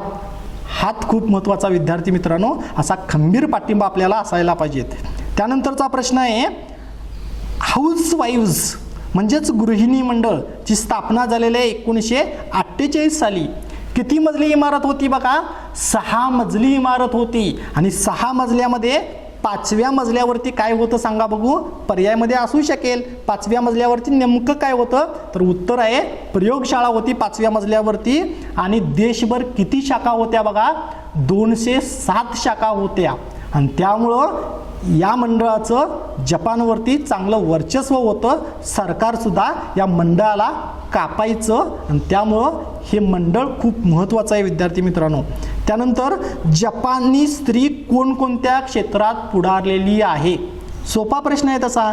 जपानी स्त्री कोणकोणत्या क्षेत्रात पुढारलेली आहे? तर आर्थिक, सामाजिक आणि राजकीय सर्व क्षेत्रे तिनं पादाक्रांत केलेले आहेत विद्यार्थी मित्रांनो. आर्थिक गणित तिच्याकडे आलेले आहेत, समाज क्षेत्रामध्ये ती सुद्धा पुढारलेली आहे, आणि राजकीय म्हणजे राजकारणात सुद्धा ती पुढं आली. आणि जपानचा कायापालट झालेला आहे विद्यार्थी मित्रांनो. रसातळाला गेलेल्या दुसऱ्या महायुद्धातील जपान इतका पुढारलेला कसा? तर स्त्रियांचं नेतृत्व. स्त्रीनं जर ठरवलं, स्त्रीला जे आदिशक्ती म्हणतात विद्यार्थी मित्रांनो, ते यासाठीच. आणि त्यामुळे स्त्रीकडे एकदा नेतृत्व दिलं तर स्त्री ही कशी आकाशाला गवसणी घालते ते या पाठातून विद्यार्थी मित्रांनो आपल्याला दिसेल. त्यामुळे स्त्री संघटना खूप महत्त्वाच्या. त्यानंतरचा जो पाठ आहे तो म्हणजे मेळघाटाचे शिल्पकार. हा पाठ, या पाठासाठी 2 मार्काचे किंवा 2 गुणांचे प्रश्न असू शकतील. यातील अतिमहत्त्वाचे जे प्रश्न आहेत विद्यार्थी मित्रांनो ते म्हणजे सातपुड्यातील कोणत्या भागात डॉक्टर कोल्हे दाम्पत्य कार्यरत होते? सातपुड्यातील, डोंगररंगातील आदिवासी भाग जो होता, कोणत्या भागामध्ये कार्यरत होते बघा? बैरागड हा भाग. त्यामुळे विद्यार्थी मित्रांनो हे गाव त्यांनी दत्तक घेतलं होतं. आणि डॉक्टरेट झालेलं दाम्पत्य, गलेलट्ट पगाराच्या नोकऱ्या सोडून सध्या डॉक्टर काय काय करायला आपण पाहतो. सगळेच डॉक्टर असे नसतात. कोरोनाच्या महामारीमध्ये कशी आर्थिक पिळवणूक झाली विद्यार्थी मित्रांनो माहीत आहेत. आणि हे डॉक्टर मात्र कोल्हे दाम्पत्य सेवाभावी दृष्टीनं जंगलामध्ये जाऊन आदिवासींचं सेवा करतं विद्यार्थी मित्रांनो. त्यामुळे आपल्या देशामध्ये अशी माणसं पण आहेत विद्यार्थी मित्रांनो, असं नेतृत्व सुद्धा आहेत. आणि त्यामुळं जो उत्तर सांगितलं ते म्हणजे बैरागड आहे. त्यानंतर मुलं आश्रम शाळेत केव्हा भरती झाली? म्हणजे मला नेमकं साल, आता साल कोणतं पण असू शकेल दिलेलं पर्यायामध्ये, पण आपल्याला जे वस्तुनिष्ठ उत्तर पाहिजे ते आहे 1988 साली मुलं आश्रमशाळेत भरती झाले आहेत. त्याआधी काय काय प्रयत्न केला विद्यार्थी मित्रांनो आपण पाहतो. त्यानंतर प्रश्न आहेत, शर्ट पॅन्ट घालणाऱ्या मुलांना काय म्हणून बोलवतात? तर विद्यार्थी मित्रांनो त्या भागामध्ये, आदिवासी भागामध्ये शर्ट पॅन्ट नावाची चीज नव्हतीच. तर त्यांचा आदिवासी वेश, आणि हा जरा पांढरपेशी असणारा मुलगा दिसला तर सगळेजण त्याला म्हणायचे बाबू असं म्हणायचे. आणि त्यामुळे शर्ट पॅन्ट घालणाऱ्या मुलांना बाबू असं म्हणतात. आणि त्यानंतर शिबिरातील पहिल्या दिवशी कोणत्या विषयाची माहिती दिली जात होती? पहिल्या दिवशी 4 विषय होते. 3 दिवसामध्ये हे शिबिर चालायचं. आणि पहिल्या दिवशी जो विषय होता तो म्हणजे शेती हा विद्यार्थी मित्रांनो विषय होता. आणि त्यामुळं या पाठावरचे असे काही महत्त्वाचे प्रश्न मला वाटू शकतात. त्यानंतरचा जो पाठ आहे तो म्हणजे वाटणी हा पाठ. रा बोराडे यांची ही ग्रामीण कथा विद्यार्थी मित्रांनो. आणि त्यामुळं याला सुद्धा 2 मार्क दिलेले आहेत. यातील अतिमहत्त्वाचे जे प्रश्न आहेत वस्तुनिष्ठ प्रश्न ते कोणते आहेत बघा मित्रांनो? तर त्याच्यातील वाटणी हा पाठ कोणत्या संग्रहातून घेतला आहे?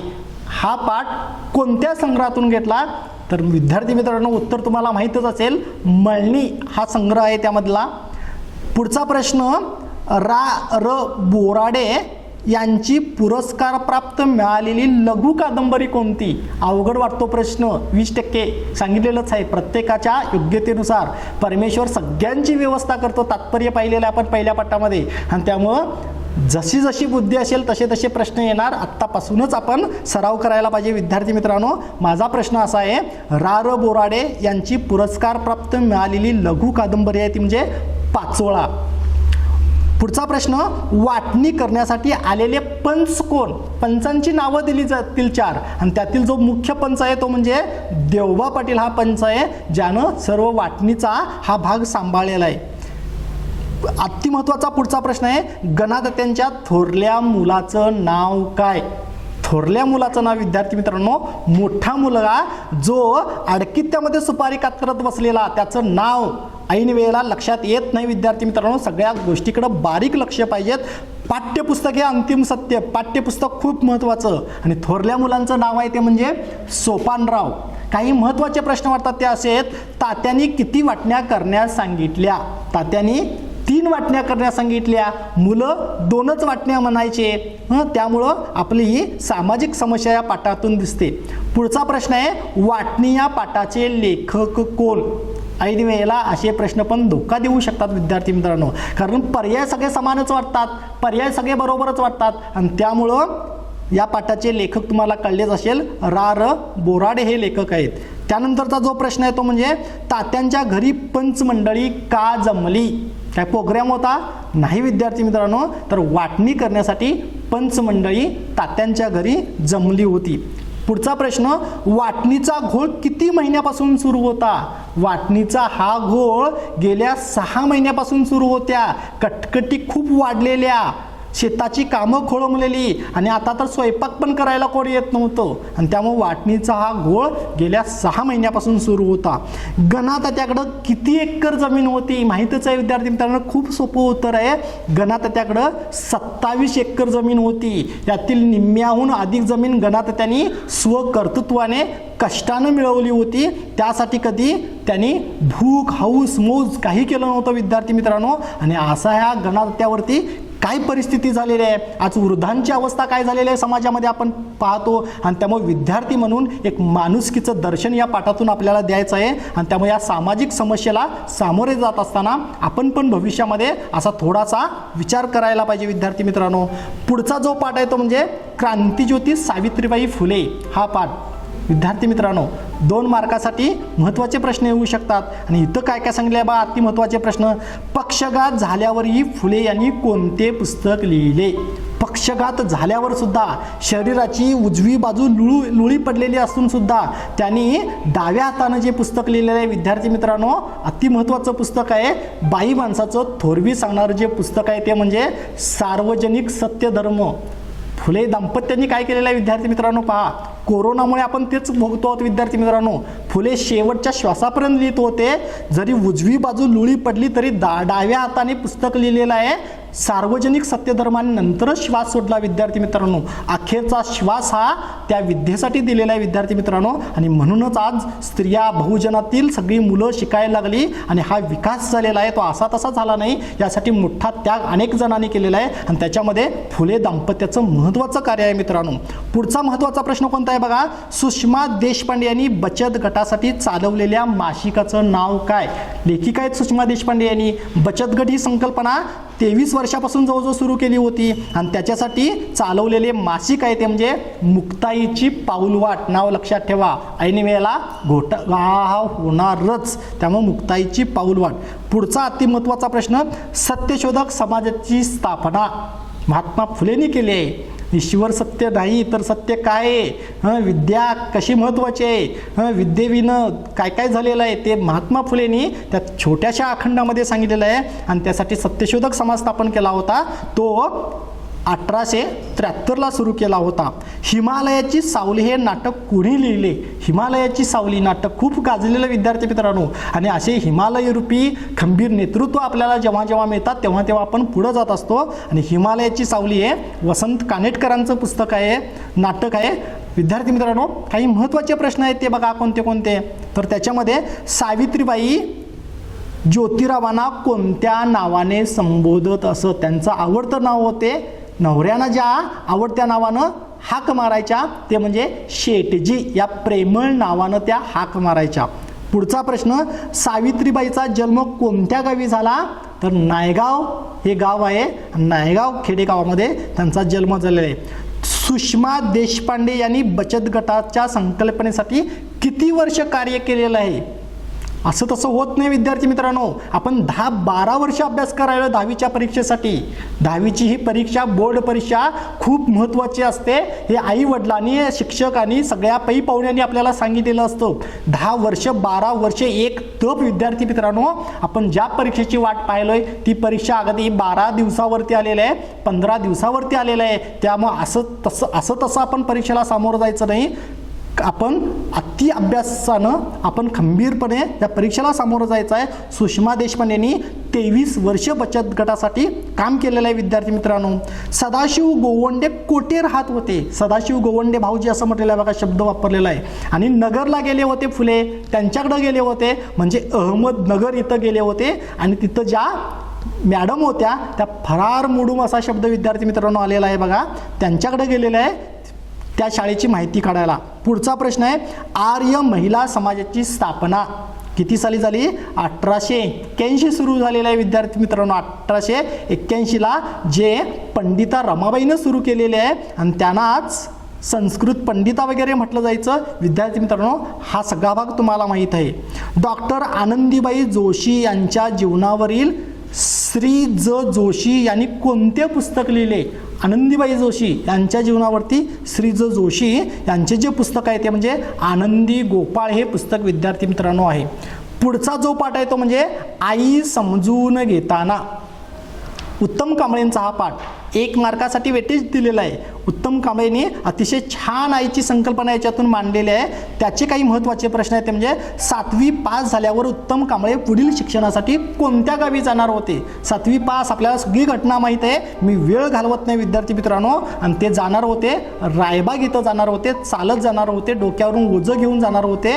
राहण्याचा पोटापाण्याचा प्रश्न नव्हता कारण सगळं मोफत मिळणार होतं. याच्यातून विद्यार्थी मित्रांनो ही माणसं घडलेली आहेत. सहजासहजी कोण मोठं होत नाही, मागं भरपूर मोठा त्याग असतो विद्यार्थ्यांनो. लेखकाला रोज किती भाकरी खायला मिळे? खूप खावीशी वाटायची कारण खमंग वास लेखकाला यायचा, भूक खूप लागलेली असायची, पण लेखकाच्या वाटणीला 1.5 भाकरी विद्यार्थी मित्रांनो असायची. लमान हे आत्मचरित्र कोणी लिहिले? अतिशय गाजलेलं लमान हे आत्मचरित्र आहे आणि ते डॉक्टर श्रीराम लागू यांनी लिहिलेलं आहे विद्यार्थी मित्रांनो. त्यानंतर फेड ही कथा कुणाची? जे कुलकर्णी यांची. उपक्रमाचे पण काही प्रश्न असणार आहेत विद्यार्थी मित्रांनो. काही हे 4 प्रश्न महत्त्वाचे अतिमहत्त्वाचे सांगितल्यानंतर काही प्रश्न मी थोडक्यात सांगतो बघा. पाठाचा साहित्य प्रकार तुम्हाला माहीतच आहे, आत्मकथन.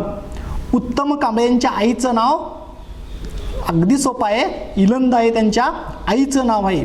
उत्तम कांबळे यांचे वडील वारल्यानंतर त्यांना काय वाटले? लेखकाला वाटलं काय वाटलेलं आहे बघा, बरं झालं आईची सुटका झाली एकदाची आणि आई बाबांच्या जाचातून सुटलेले आहे असं वाटलेलं आहे. आईने थळोबास कोणता नवस केला होता? डोंगरावरती असणारा थळोबा. आईने नवस केला होता, मुलाला यश दे, तुला नारळ देईन असा त्यांनी तो नवस केला होता. संध्याकाळी लेखकाने कोणती बातमी सांगितली? तर 7वीमध्ये प्रथम आल्याची बातमी संध्याकाळी सांगितली होती. पाठाचे मूल्य तुम्हाला माहीतच आहे, मातृमहिमा हे या पाठाचे मूल्य आहे विद्यार्थी मित्रांनो. लेखकास आईने कोणते नाव दिले? उत्तम हे नाव दिलेले आहे. उत्तम जगण्यासाठीच असं म्हटलेलं आहे बघा. उत्तम कांबळेंचे गाव टाकळीवाडी तुम्हाला माहीतच आहे, आईच्या आहे ते शिरगुप्पी. भाकरी थापता थापता आईने लेखकास काय विचारले? का रे तुझ्या पुढच्या शिक्षणाला खूप खर्च येईल का? असा प्रश्न विचारलेला आहे बघा. त्यानंतरचा शेवटचा पाठ आहे तो म्हणजे स्वरगंगा. संध्या देशपांडे यांचा जो 2 मार्कासाठी दिलेले आहेत. बेळगावच्या या लेखिका साहित्यिका आहेत संध्या देशपांडे यांचा. आणि त्याच्यामध्ये अतिमहत्त्वाचे प्रश्न आहेत. धारवाडच्या राष्ट्रीय विद्यालयाचे मुख्याध्यापक कोण होते? तुम्हाला माहीतच आहेत, द रा बेंद्रे ज्यांना कन्नडमध्ये ज्ञानपीठ पारितोषिक मिळालेलं आहे विद्यार्थी मित्रांनो, ते धारवाडच्या राष्ट्रीय शाळेचे मुख्याध्यापक होते. गंगूबाईचा जन्म केव्हा झाला? साल सनावळी खूप महत्त्वाचा. जन्म झालेला आहे तो 1913 साली म्हणजे 5 मार्चला विद्यार्थी मित्रांनो. आणि निधनसुद्धा केव्हा झालेलं आहे बघा, 1 जुलै 2009 साली 7:10 इतका परफेक्ट वेळ त्याच्यामध्ये दिलेला आहे. गंगूबाईंनी मरणोत्तर कोणता संकल्प केला? तर नेत्रदानाचा संकल्प त्यांनी मरणोत्तर केलेला आहे. बेळगावमध्ये काँग्रेसचे अधिवेशन केव्हा भरले? बेळगाव काँग्रेस अधिवेशन, काँग्रेसचं दरवर्षी अधिवेशन व्हायचं आणि बेळगावमध्ये उत्साह होता तो 1924 सालच्या अधिवेशनाचा. त्यामुळं 1924 हे उत्तर. आणि अध्यक्ष कोण होते बघा, महात्मा गांधी त्यावेळेला अध्यक्ष होते. गंगूबाईच्या मुलीचे नाव काय, ऐन वेळेला आपल्याला कोड्यात टाकणारा प्रश्न असतो. मुलीचे नाव आहे कृष्णा, हे मुलीचे नाव आहे. गंगूबाईने कोणत्या चित्रपटात भूमिका केली, थोडं ते क्षेत्र पण त्यांनी पाहिलेलं आहे, अनुभव घेतलेला आहे. कोणत्या चित्रपटात बघा, तर विजयाचे लग्न हे मामा वरेरकरांच्या चित्रपटामध्ये त्यांनी थोडासा भाग घेतलेला आहे बघा. काही महत्त्वाचे प्रश्न आहेत ते असे, गंगूबाई हानगल यांनी कोणत्या घराण्याची गायकी लोकप्रिय केली. आता किराणा घराणे तुम्हाला माहीतच आहे विद्यार्थी मित्रांनो. किराणा घराण्याचे संस्थापक अब्दुल करीम खा, नाव लक्षात ठेवा, अब्दुल करीम खा. आणि सोशलिस्ट पक्षाच्या नेत्या कोण होत्या तुम्हाला लक्षात आलं असेल, त्यामुळं गोंधळ होऊ नये विद्यार्थी मित्रांनो. गंगूबाईंना शारदाबेनचे वस्त्र कोणी दिले, तर शृंगेरी मठाचे शंकराचार्यांनी त्यांना शारदाबेनचे वस्त्र दिलेले आहे विद्यार्थी मित्रांनो. स्वरगंगा असे कोणास म्हटले, कुणाला म्हटले सांगा, गंगूबाई हानगल यांना स्वरगंगा असे म्हटले आहे विद्यार्थी मित्रांनो. अंबाबाई कोणत्या प्रकारचे संगीत गायच्या, कोणत्या प्रकारचे बघा अंबाबाई गायच्या, गोंधळ टाकणारा प्रश्न आहे. तर अंबाबाई कर्नाटकी संगीत गायच्या आणि गंगूबाई गायच्या ते हिंदुस्थानी संगीत. उलटं सुलटं होऊ नये विद्यार्थी मित्रांनो. हुबळीत गंगूबाईचे शिक्षण कोणाकडे सुरू झाले, तर कृष्णाचार्य हुलगुर यांच्याकडे शिक्षण सुरू झालेलं आहे. त्यांच्या गुरूंची नावं ठेवा, लक्षात ठेवा. आणि कुंदगोळला सवाई गंधर्वांच्याकडे शिक्षण झालेलं आहे विद्यार्थी मित्रांनो. तिथंच त्यांचे भाऊ त्यांना मानस भाऊ भेटलेले आहेत, ते म्हणजे भीमसेन जोशी. तुम्हाला चांगलं माहिती आहे विद्यार्थी मित्रांनो.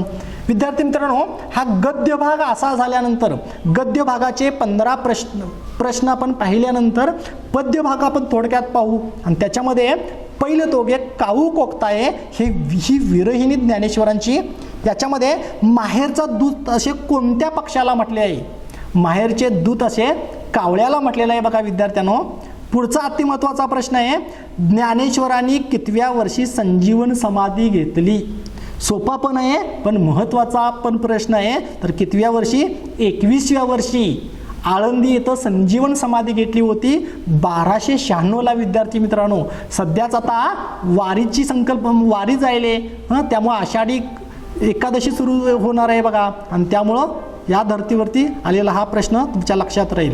संत ज्ञानेश्वर मूळचे कोणत्या संप्रदायातील, तर नाथ संप्रदायातील संत ज्ञानेश्वर. त्यांच्या गुरुकडून निवृत्तीनाथाकडून ते या संप्रदायामध्ये आले, त्यामुळे मूळचा नाथ संप्रदाय. आणि त्यांनी स्थापन केलेला संप्रदाय तो तुम्हाला माहीतच आहे, वारकरी संप्रदाय स्थापन केला होता, जो आजपर्यंत सुरू आहे विद्यार्थी मित्रांनो. काही महत्त्वाचे प्रश्न कोणते बघा, भागवत संप्रदायाची स्थापना कोणी केली, ज्ञानेश्वर. त्यालाच आपण वारकरी संप्रदाय म्हणतो. पाहुणे म्हणून घरी कोण यावे असे कवीला वाटते, तर विठ्ठल म्हणजेच पांडुरंग पाहुणे म्हणून घरी यावे असे कवीला वाटते. पसायदान कोणी लिहिलेलं आहे बघा, पसायदान संत ज्ञानेश्वरांनी लिहिलेलं आहे विद्यार्थी मित्रांनो. ज्ञानेश्वरांचा कालखंड मी आता सांगितलेलाच आहे. देवांच्या विरहाने आर्त झालेल्या भक्ताच्या अवस्थेचे वर्णन असणारी रचना कोणती, ओवी, अभंग, संतगाथा, नाही. तर लक्षात आलं असेल विरहिणी. देवाच्या म्हणजेच परमेश्वराच्या विरहाने आर्त झालेल्या भक्ताच्या अवस्थेचे वर्णन असणारी रचना म्हणजे विरहिणी. दुसरी कविता मित्रांनो आहे ती म्हणजे रुक्मिणीचे श्रीकृष्णास पत्र, जे 2 मार्कासाठी प्रश्न येऊ शकतात. नरेंद्र पंडितांची ही कविता आहे. तर त्याच्यामध्ये श्रीकृष्णाने कोणत्या पद्धतीने आपल्याशी विवाह करावा असे रुक्मिणीला वाटते. श्रीकृष्ण आपल्याशी विवाह कोणत्या पद्धतीनं करायला पाहिजे म्हटलं होतं, तर राक्षस पद्धतीनं विवाह आपल्याला करायला पाहिजे असं म्हटलं होतं बघा. रुक्मिणीच्या विवाह कोणाशी निश्चित करण्यात आला होता. रुक्मिणीचा विवाह तिच्या भावानं आधीच निश्चित केला होता. कुणाशी, तर चेदीचा राजा शिशुपाल यांच्याशी तो विवाह मित्रांनो निश्चित केला होता. तर काही रचना ज्या आहेत त्या रचना ह्याच्यावरती पण जरा कठीण प्रश्न असतात. नरेंद्रांनी कोणती रचना केली होती बघा, श्रीकृष्ण चरित्रावर नरेंद्रांची रचना होती. शैल्य त्यांचा भाऊ रामायणावर रचना केली होती. आणि नृसिंह हा भाऊ नलोपाख्यान याची रचना केली होती. त्यामुळे हे प्रश्न लक्षात ठेवा विद्यार्थ्यांनो. रुक्मिणी स्वयंवरातील ओव्यांची संख्या, मूळ ओव्यांची संख्या 1880 होती विद्यार्थी मित्रांनो. आणि सध्या मात्र 879 ओव्या शिल्लक राहिलेल्या आहेत. रुक्मिणी स्वयंवर हा ग्रंथ नरेंद्रांनी केव्हा पूर्ण केला? केव्हाचा आहे बघा, 13व्या शतकातील 1293ला हा ग्रंथ त्यांनी पूर्ण केला होता. त्यानंतरचा प्रश्न आहे, विवाहाच्या किती पद्धती आहेत? तर विवाहाच्या 8 पद्धती आहेत. अगदी सविस्तर आपल्याला सांगितलेलं आहे बघा. मगध देशाचा राजा कोण? कोण सांगा? जरासंध हा मगध देशाचा. चेदीचा कोण आहे? शिशुपाल. विदर्भ देशाचा राजा कोण आहे? भीमक राजा. त्यामुळं हे प्रश्न सुद्धा बहुपर्यायीमध्ये असू शकतात. काही महत्त्वाचे प्रश्न आहेत. रुक्मिणीच्या गुरुचे नाव तुम्हाला येतच. सुदेव हे रुक्मिणीच्या गुरुचे नाव आहे. रुक्मिणीच्या वडिलांचे नाव भीमक हे मी आधीच सांगितलेलं आहे. आणि भावाचं नाव रुक्मी. 5 भाऊ होते विद्यार्थी मित्रांनो, एकटी बहीण होती. विवाह किती थाटामाटात करायचं ठरवलं होतं बघा. विदर्भ देशाच्या राजाचे नाव आताच सांगितलेलं आहे तुम्हाला. नरेंद्र कोणाच्या दरबारात कवी होते? कोणत्या? रामदेव रायांच्या दरबारामध्ये नरेंद्र कवी होते मित्रांनो. त्यानंतर शिव कोणाचे पाय नमितो? शिव श्रीकृष्णाचे पाय नमितो असं सांगितलेलं आहे. रुक्मिणी कोल्हा ही उपमा कुणाला दिलेली आहे रुक्मिणीनं? तर शिशुपालाला कोल्हा ही उपमा दिलेली आहे आणि श्रीकृष्णाला सिंह असं म्हटलेलं आहे. त्यामुळे हे पण लक्षात ठेवा. लग्नाआधी रुक्मिणी कोणाचे दर्शन घेण्यास जाणार होती? तर कुलदेवतेचे दर्शन घेण्यास जाणार होती. त्यामुळे काही महत्त्वाचे अतिमहत्त्वाचे प्रश्न सांगितलेले आहेत. भला जन्म हा ही आध्यात्मिक लावणी आहे विद्यार्थी मित्रांनो. 2 मार्कासाठी प्रश्न येऊ शकतात. याच्यामध्ये काही अतिमहत्त्वाचे प्रश्न ते असे आहेत. नवनीत हे पुस्तक कोणी संपादित केले? कठीण प्रश्न वाटतो आपल्याला, वाटणारच, अभ्यास महत्त्वाचाच. आणि त्यामुळं परशुराम गोडबोले यांनी नवनीत हे पुस्तक संपादित केले. राम जोशी कवीश्वर ही पदवी कोणी दिली रामजोशींना? तर रामजोशींना कवीश्वर ही पदवी दिलेली आहे कवी मोरोपंतांनी विद्यार्थी मित्रांनो. मोरोपंत रामाजीपंत पराडकर असं पूर्ण नाव आहे. तलवार हा शब्द कवीने कोणास उद्देशून वापरला आहे? तर तलवार हा शब्द नर देहाला उद्देशून वापरलेला आहे, हे लक्षात ठेवा. पुढीलपैकी होमामध्ये काय काय जाळत नाहीत? पुढीलपैकी कोणती गोष्ट होमामध्ये जाळत नाहीत? होमामध्ये जाळतात ते माहीत आहेत. त्याच्यामध्ये तीळ, तांदूळ, काजू, तूप काय जाळत नाही सांगा? अगदी बरोबर आहे, काजू जाळत नाहीत. त्यामुळं असे पण प्रश्न असू शकतील. काही महत्त्वाच्या प्रश्नामध्ये नर जन्मामध्ये नरा करून घे ही लावणी कोणी रचली?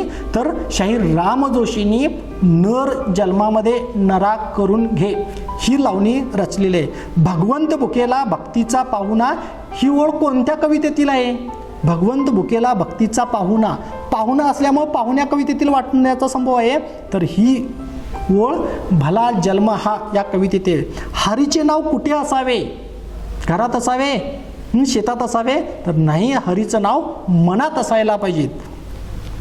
दंड टिंब टिंब बंड माझविषयी मुंड मुणशी तपा. गाळांतर पण काही येऊ शकणार.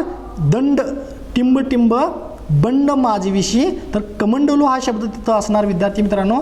त्यामुळं ही अवघड वाटणारी कविता. असे सोपे प्रश्न असू शकतील, काही महत्त्वाचे असू शकतील. पुढची 4थी कविता आहे ती म्हणजे पाहुणे ही कविता 2 मार्कासाठी आहे विद्यार्थी मित्रांनो. आणि पाहुणेमध्ये अतिमहत्त्वाचे जे प्रश्न असू शकतात त्याच्यामध्ये करेचे पाणी हे आत्मचरित्र कोणी लिहिले? करेचे पाणी खूप गाजलेलं आत्मचरित्र आहे, अवश्य वाचा विद्यार्थी मित्रांनो. जेव्हा तुमची परीक्षा होईल तेव्हा तर केशव कुमारांचे गाजलेले आत्मचरित्र आहे. राष्ट्रपती पुरस्कार प्राप्त पहिला मराठी चित्रपट कोणता? जो दिग्दर्शन केशव कुमारांनी केलं होतं. आणि श्यामची आई हा पहिला मराठी चित्रपट विद्यार्थी मित्रांनो होता, तो तुम्हाला माहीत आहेच. पाहुणे कवीच्या सुरुवातीला कवी कोणाची माफी मागतो? अगदी सुरुवातीला अगदी बोल्ड अक्षरामध्ये लिहिलेलं आहे बघा, मला माफ करा. कोणाची माफी? कवी केशवसुतांची माफी मागितलेली आहे. केशव कुमारांनी माफी मागितली आहे. केशवसूत, केशवकुमार, कुसुमाग्रज ही नावं लक्षात ठेवा. गोविंदाग्रज ह्या नावांचे तुम्हाला पूर्ण नावं सांगता यायला पाहिजे विद्यार्थी मित्रांनो. विडंबन हा काव्यप्रकार मराठीत प्रथम कुणी आणला? सगळ्यात पहिला आणला तो म्हणजे कुणी विद्यार्थी मित्रांनो? केशव कुमारानेच, के अत्रे यांनीच आणलेला आहे. चिंचा व बोरे हा विडंबन काव्यसंग्रह कुणाचा? चिंचा आणि बोरे उपक्रमातील प्रश्न आहे. चिंचा आणि बोरे हा विडंबन काव्यसंग्रह विद्यार्थी मित्रांनो डॉक्टर दिलीप कुलकर्णी यांचा आहे, हे पण लक्षात येईल तुम्हाला. पाहुणे कोठे पसरले आहेत? महत्त्वाचे प्रश्न आहेत अनेक वेळा आलेले आहेत. तर पाहुणे ओट्यावरती कट्ट्यावरती पसरलेले आहेत. पाहुणे राजरोषपणे कशावर हल्ला करतात माहीतच आहे.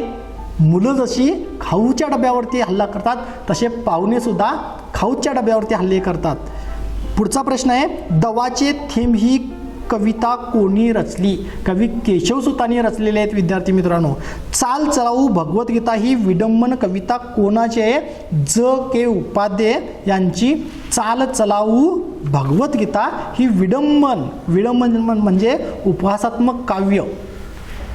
पुढची कविता आहे विद्यार्थी मित्रांनो, या भारतात बंधुभाव.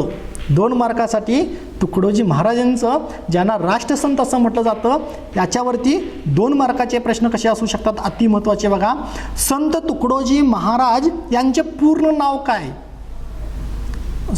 संत तुकडोजी महाराजांचे पूर्ण नाव. विद्यार्थी मित्रांनो, खूप गोंधळात टाकणारा प्रश्न आहे, खूप अवघड प्रश्न आहे, त्यामुळे ही नावं पण लक्षात ठेवा, पाठ ठेवा. तर पूर्ण नाव आहे माणिक बंडोजी ठाकूर. आणि गुरुचं नाव सांगा बघू कोणतं आहे? गुरुचं नाव अडकूजी महाराज हे गुरु होते तुकडोजी महाराजांचे. या पाठाचे मूल्य तुम्हाला माहीतच आहे, देशभक्ती. तुकडोजी महाराज अभंगात कीर्तनात कोणते वाद्य वापरीत असे? नेहमी ते वाद्य आपल्यासोबत वापरायचे आणि ते म्हणजे खंजिरी वाद्य वापरायचे. तर उत्तर आहे खंजिरी वाद्य. राष्ट्रसंत म्हणून कोणाला ओळखले जाते? मी सुरुवातीला सांगितलेलं आहे, संत तुकडोजी महाराजांना राष्ट्रसंत असं ओळखलं जातं. पुढचे प्रश्न आहेत, या भारतातील नित्य काय वसू दे? बंधुभाव वसू देत. अमीर गरीब कसे राहावे? एकमताने राहावेत. अस्पृश्यता जगातून कशी नष्ट व्हायला पाहिजेत? मुळासह नष्ट व्हायला पाहिजेत, म्हणजे समूळ नष्ट व्हायला पाहिजेत. उद्योगी तरुण कसा असायला पाहिजेत? शीलवान असायला पाहिजेत. आणि ग्रामगीता हे पुस्तक कुणी लिहिलेलं आहे बघा? कुणी लिहिलेलं आहे? तर तुकडोजी महाराजांनी पुस्तक लिहिलेलं आहे. मित्रांनो, पुढची जी कविता आहे ती म्हणजे सत्कार. मंगेश पाडगावकरांची अतिशय महत्त्वाची कविता.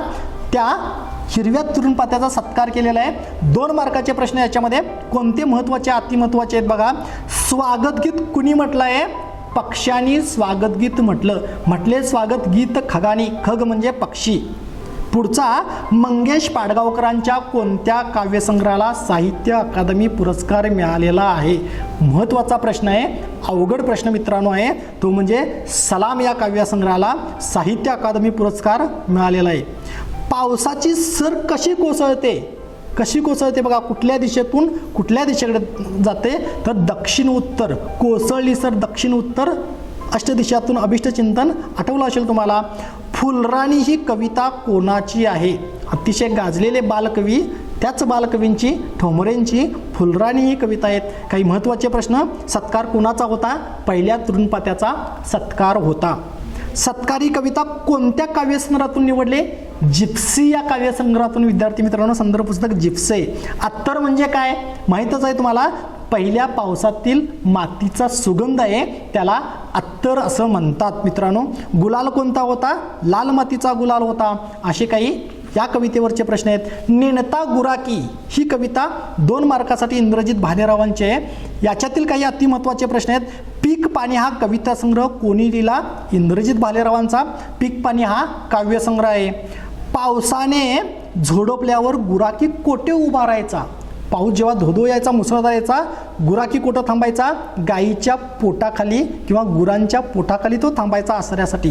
नेणता गुराकी ही कविता कोणाचा वारसा घेऊन आलेली आहे? कुणाचा वारसा बघा? खूप महत्त्वाचा प्रश्न, अवघड प्रश्न, काठिण्य पातळीतला प्रश्न आहे विद्यार्थी मित्रांनो. नेणता गुराकी ही कविता कोणाचा वारसा घेऊन आलेली आहे?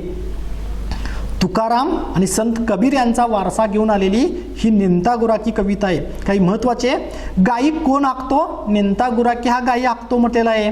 त्यानंतर गुराक्याची फजिती पाहून माय काय करायची? तर माय काय करायची? फजितीच्या जात्यावरती ओव्या रचायची.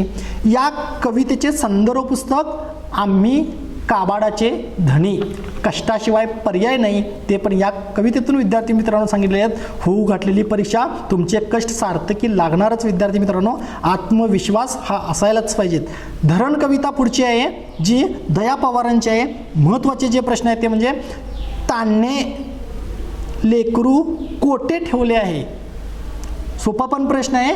पाटीखालती ठेवलेले आहेत बघा. दया पवारांचे पूर्ण नाव, खूप महत्त्वाचा प्रश्न विद्यार्थी मित्रांनो, गोंधळात टाकणारा प्रश्न आहे. दया पवार काही जणांना कवयित्री वाटू शकते, काही जणांना नाव असं सरळ आपलं जसं असतं तसं वाटू शकतं, पण विद्यार्थी मित्रांनो नेमकं तिथंच आपला गोंधळ होतो. म्हणून आव्हानात्मक प्रश्न आहे. दया पवारांचे पूर्ण नाव आहे दगडू मारुती पवार. तसंच विद्यार्थी मित्रांनो विंदांचं नाव सुद्धा लक्षात ठेवा, असंच आहे विंदांचं नाव पण. त्यानंतरचा प्रश्न आहे याहो सूर्यनारायणा ही कविता कोणी लिहिली? याहो सूर्यनारायणा, महत्त्वाचा प्रश्न. इंदिरा संत बेळगावचे आहेत मित्रांनो, अनेक बेळगावशी संबंधित आहेत. संध्या देशपांडे बेळगावचे आहेत. बघा पुढचे प्रश्न. धरण कवितेतील स्त्री आपल्या पायाला काय बनते? झाडाची ओली पाने आपल्या पायाला बनते. वेल कोठे चढते? मांडवावर वेल चढते. ती स्त्री रान का धुंडाळते? तर घोटभर पाण्यासाठी ती स्त्री रान धुंडाळते असं सांगितलेलं आहे बघा. साखर कशामध्ये भरलेले आहे? तर ऊसाच्या पेरात साखर भरलेले आहे. ऊसाच्या प्रत्येक कांडीमध्ये साखर भरलेले आहे. आणि शेवटची कविता आहे ती म्हणजे पाट आणि पोट यांचा झाला टाळ.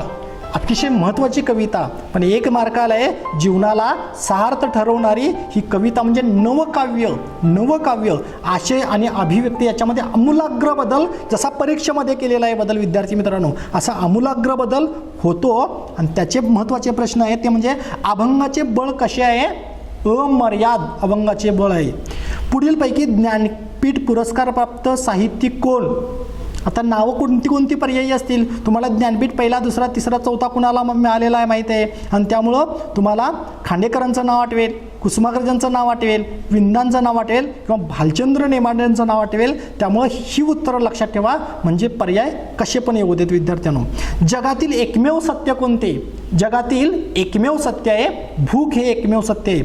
विंदांचे पूर्ण नाव मी आत्ताच सांगितलं होतं, तो गोविंद विनायक करंदीकर हे विंदांचं पूर्ण नाव आहे. भुकेलेली पोरे कशी धावतात? सैरावैरा भुकेलेली पोरे धावतात. विद्यार्थी मित्रांनो आपल्याला व्याकरणचे काही महत्त्वाचे प्रश्न पाहायचे आहेत बघा. आपल्याकडं वेळ फार कमी आहे. व्याकरणचे महत्त्वाचे प्रश्न तुम्हाला सांगत असताना संधी 1 मार्कासाठी आहे. आणि या संधीमध्ये दिगंबर या शब्दाची संधी अशी होते.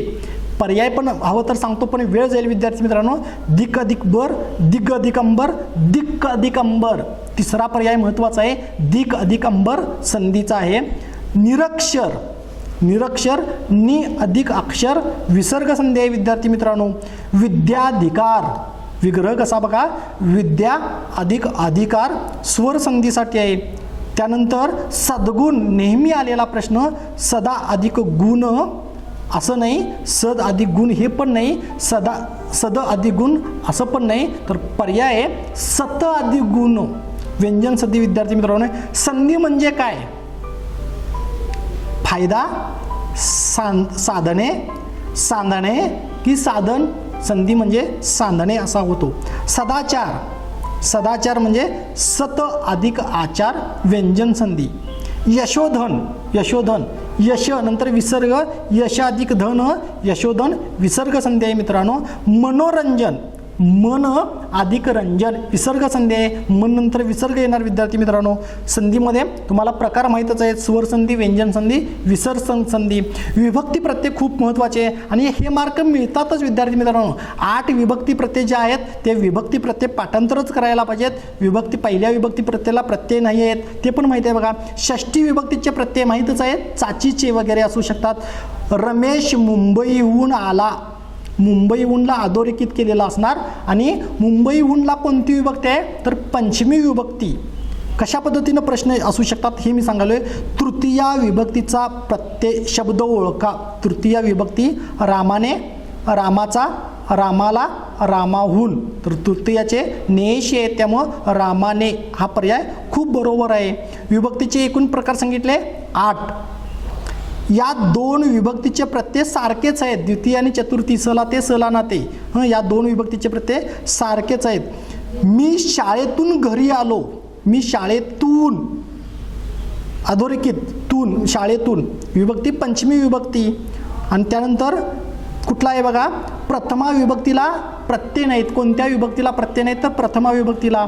त्यानंतर आहे तो म्हणजे प्रयोग, कर्तरी कर्मणी भावे, कर्त्यानुसार क्रियापद बदलतं कर्तरी, कर्मानुसार बदलतं कर्मणी, आणि दोघांनुसार पण बदलत नाही. तृतीय पुरुषी जे अखंड राहतं ते म्हणजे भावे प्रयोग. याच्यामध्ये कोणते महत्त्वाचे प्रश्न आहेत, एक एक मार्कासाठी असणार. त्यामध्ये पक्षी आकाशात उडतात, पक्षी आकाशात उडतात. विद्यार्थी मित्रांनो, तो आकाशात उडतो, कर्ता बदलला, क्रियापद बदललं, त्यामुळे कर्तरी प्रयोग आहे. अक्का गंभीरच होत होती, प्रयोग ओळखा, अक्का गंभीरच होत होती, कर्तरी प्रयोग. मधुने आईस्क्रीम खाल्ला, मधुने आईस्क्रीम खाल्ला, कर्म बदलल्यानंतर क्रियापद बदलतं कर्मणी प्रयोग. शिक्षकांनी विद्यार्थ्यांना शिकवावे, भावे प्रयोग येतो विद्यार्थी मित्रांनो. धनुने मित्राला बोलावले, धनुने मित्राला बोलावले, भावे प्रयोग. कर्त्याच्या लिंग वचनानुसार जेव्हा क्रियापद बदलते तेव्हा कुठला प्रयोग होतो तर कर्तरी प्रयोग होतो विद्यार्थी मित्रांनो. असे काही महत्त्वाचे आहेत विद्यार्थी मित्रांनो. अनेक प्रश्न महत्त्वाचे मी काढलेले आहेत. वेळेच्या अभावी आपल्याला काही मोजकेच प्रश्न बघता येतील. पुढचा जो आहे तो म्हणजे काळ, आणि काळावरती तुम्हाला 3 भूतकाळ काळ माहीतच आहेत, त्याचे 4 पोट प्रकार. रियाने काकूना चहा करून दिला, रियाने काकूना चहा करून दिलेला आहे, भूतकाळ येणार नक्कीच. त्यानंतर माधवी नृत्य करत आहे, करत आहे चालू आहे, म्हणजेच अपूर्ण वर्तमान काळ आहे विद्यार्थी मित्रांनो. तो अभ्यास करतो, साधा वर्तमान काळ आहे, काळ ओळखा, तो अभ्यास करतो, साधा वर्तमान काळ. तू मदत देशील तर मी आभारी होईन, तू मदत करशील तर मी आभारी होईन, कुठला भविष्य काळ आहे. कोल्हा निघून जाईल, पुढं भविष्य सांगितलेलं आहे म्हणजे भविष्य काळ. त्यानंतर मी पेपर लिहितो, साधा वर्तमान काळ. मी सैन्यात भरती होईन, भविष्य काळ. असे काही काळाचे प्रश्न आहेत. म्हणी खूप महत्त्वाच्या, तुम्हाला म्हणी वारंवार विद्यार्थी मित्रांनो येतात. पडली पदरे टिमटिम झाले, पदरी पडले पवित्र झाले. शेळी जाते जीवानेशी, खाणारा म्हणतो गोड म्हणतो, आंबट म्हणतो नाही, खाणारा वातड म्हणतो, त्यामुळे वातड हे उत्तर बरोबर आहे. गरज ही शोधाची टिमटिम आहे, गरज ही शोधाची जननी आहे. कानामागून आली अन्न कशी झाली, बरोबर आहे, तिखट झाली. थेंबे थेंबे तळे साचे या म्हणीतून कोणत्या गोष्टीचे महत्त्व सुचवलेले आहे. प्रश्न थोडासा उलटा आलेला आहे बघा. थेंबे थेंबे तळे साचे या गोष्टीतून कोणत्या गोष्टीचे महत्त्व सांगितले आहे या म्हणीतून, तर पाण्याचे महत्त्व सांगितले आहे, पैशाचे, परिश्रमाचे की बचतीचे, तर पर्याय आहे बचत कशी करायला पाहिजेत ते सांगितले आहे बघा. ज्याची खावी पोळी त्याची वाजवावी टाळी. नाव सोनूबाई हाती कथिलाचा वाळा, इकडे आड तिकडे विहीर. त्यानंतर सुपातील हसतात जात्यातील रडतात. कुठेही जा पळसाला पाने तीनच, शहाण्याला शब्दाचा मार. घरोघरी मातीच्या चुली. पै दक्षिणा लक्ष प्रदक्षिणा, अशी एक वेगळी म्हण आहे बघा. पै दक्षिणा लक्ष प्रदक्षिणा. त्यामुळं काही म्हणी अशा असू शकतात. तुम्हाला म्हणी वारंवार खूप येतात बघा. समास 1 मार्कासाठी आहे, आणि समासाचे 4 प्रकार. त्याच्यामध्ये क्षणाक्षणाला कोणता समास ओळखा, अव्ययभाव समास. पाला पाचोळा समास ओळखा, पाला पाचोळा वगैरे. समाहार द्वंद्व समास. पंचपाळ 5 पाळ्यांचा समूह द्विगु समास. भाजीपाला द्वंद्व समास विद्यार्थी मित्रांनो. भाजीपाला व इतर वस्तू समाहार द्वंद्व समास असं येऊ शकतो. त्यानंतर दोन्ही पदे महत्त्वाची नसून तिसऱ्या पदाचाच बोध होत असेल तेव्हा बहुव्रीही समास होतो विद्यार्थी मित्रांनो. अगदी 5 मिनिटामध्ये आपण आवर्त घ्यायचा विद्यार्थी मित्रांनो. शब्दसमूहाला योग्य शब्द सुचवा. याच्यातील काही महत्त्वाचे प्रश्न आहेत, त्यामध्ये असे आहेत. जमीन व पाणी या दोन्ही ठिकाणी वावरणारे उभयचर, जमीन व पाणी या दोन्ही ठिकाणी वावरणारे उभयचर. माशासारखे डोळे असणारी मीनाक्षी, माशासारखे डोळे असणारी. कोणत्याही क्षेत्रात हळूहळू होणारा बदल म्हणजे उत्क्रांती. सावकाश होत जाणारा बदल उत्क्रांती, अचानक झालेला बदल क्रांती, जे आपल्या परीक्षेमध्ये झालेला आहे आमूलाग्र बदल क्रांती, सावकाश होणारा बदल उत्क्रांती. त्यानंतर आठवड्यातून एकदा प्रसिद्ध होणारे साप्ताहिक, आठवड्यातून एकदा साप्ताहिक. त्यानंतर 12 वर्षाचा कालखंड तप, मी मगाशी उल्लेख केलाच होता, 12 वर्षाचा कालखंड तप, एकावरच निष्ठा ठेवून चालणारी एकनिष्ठ, एकनिष्ठ असायला पाहिजेत. बालपणापासून वृद्धापर्यंत, आबाल वृद्ध, बालकापासून वृद्धापर्यंत, मृत्यूवर विजय मिळवणारा मृत्युंजय, मृत्यूवर विजय मिळवणारा मृत्युंजय, श्रम न करता खाणारा ऐत खाऊ. त्यानंतर सावकाश होत जाणारा बदल आधीच सांगितलेला आहे उत्क्रांती. असे काही शब्दसमूह. शब्दांच्या जातीमध्ये खूप प्रकार आहेत विद्यार्थी मित्रांनो, आणि शब्दांच्या 8 जाती, प्रत्येकाच्या आणि पोट प्रकार येतात. काही बघा त्याच्यामध्ये विशेषनाम ओळखा, पर्वत, शिखर, हिमालय आणि गिरी. विशेषनाम आहे हिमालय. चिंच फारच आंबट आहे, आंबटला अधोरेखित केलेला आहे, तर कुठला प्रकार येतो बघा, गुणविशेषण असणार विद्यार्थी मित्रांनो. खालीलपैकी शब्दाचा अविकारी जात कोणती? आता त्याच्यामध्ये नाम, विशेषण, सर्वनाम, उभयान्वयी. पहिले तिन्ही विकारी आहेत आणि पुढचा अविकारी उभयान्वयी येणार बघा. तो नदीत पोहत आहे, तोला अधोरेखित आहे, जात आहे सर्वनाम. ती दररोज चालते, दररोजला आधी अधोरेखित आहे, त्यामुळं दररोज चालते, क्रियाविशेषण अव्यय आहे बघा. हा ही सर्वनाम कोणत्या प्रकारची? तर दर्शक सर्वनाम आहेत विद्यार्थी मित्रांनो. वर, खाली, समोर हे शब्द या प्रकारात मोडतात. कोणत्या प्रकारात? शब्दयोगी अव्ययमध्ये मोडतात. नामाची संख्या व्यक्त करण्याच्या विशेषणाला असे म्हणतात, तर संख्या विशेषण असं म्हणतात. विद्यार्थी मित्रांनो, विशेष करून परीक्षेला नामाचे पोट प्रकार फार आलेले आहेत आणि क्रियाविशेषण अव्यय खूप आलेले आहेत, त्यामुळे त्यांचे पोट प्रकार लक्षात ठेवा, म्हणजे तुम्हाला शब्दांच्या जाती ओळखायला खूप सोपं जाईल. अलंकार, विद्यार्थी मित्रांनो, जवळजवळ 16 अलंकार आपल्याला होते आणि या 16 अलंकारामध्ये 3 अलंकार तुम्हाला परीक्षेतून वगळलेले आहेत. अर्थांतरन्यास, स्वभावोक्ती आणि अन्योक्ती हे अलंकार, आणि पहिले 3 म्हणजे अनुप्रास, यमक आणि श्लेष हे शब्दालंकार आहेत, आणि त्यामुळं अलंकार ओळखायला खूप महत्त्वाचे आहेत विद्यार्थी मित्रांनो. सविस्तर सांगायला खूप वेळ लागेल.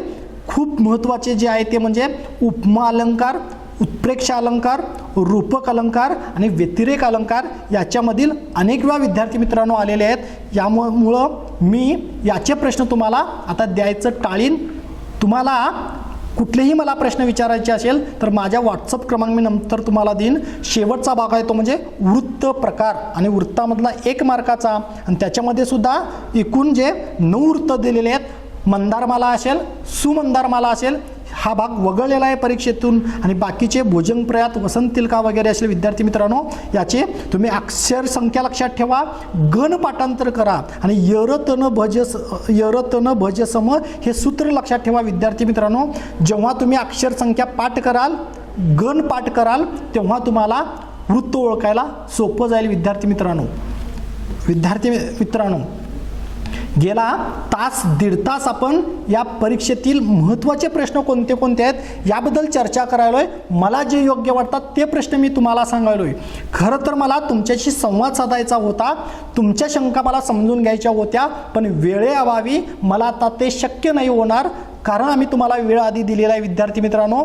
मला सगळ्यात महत्त्वाचा शेवट सांगायचा होता, तो म्हणजे एक नमुना प्रश्नपत्रिका मी तुमच्यासमोर टाकणार होतो, सांगणार होतो, सादर करणार होतो विद्यार्थी मित्रांनो, पण वेळ खूप महत्त्वाचा, आणि त्यामुळं विद्यार्थ्यांनो, जर तुम्हाला मला काही प्रश्न विचारायचे असतील, मला काही शंका विचारायच्या असतील, तर माझा व्हॉट्सअप क्रमांक जो आहे तो म्हणजे 94 20 96 91 15.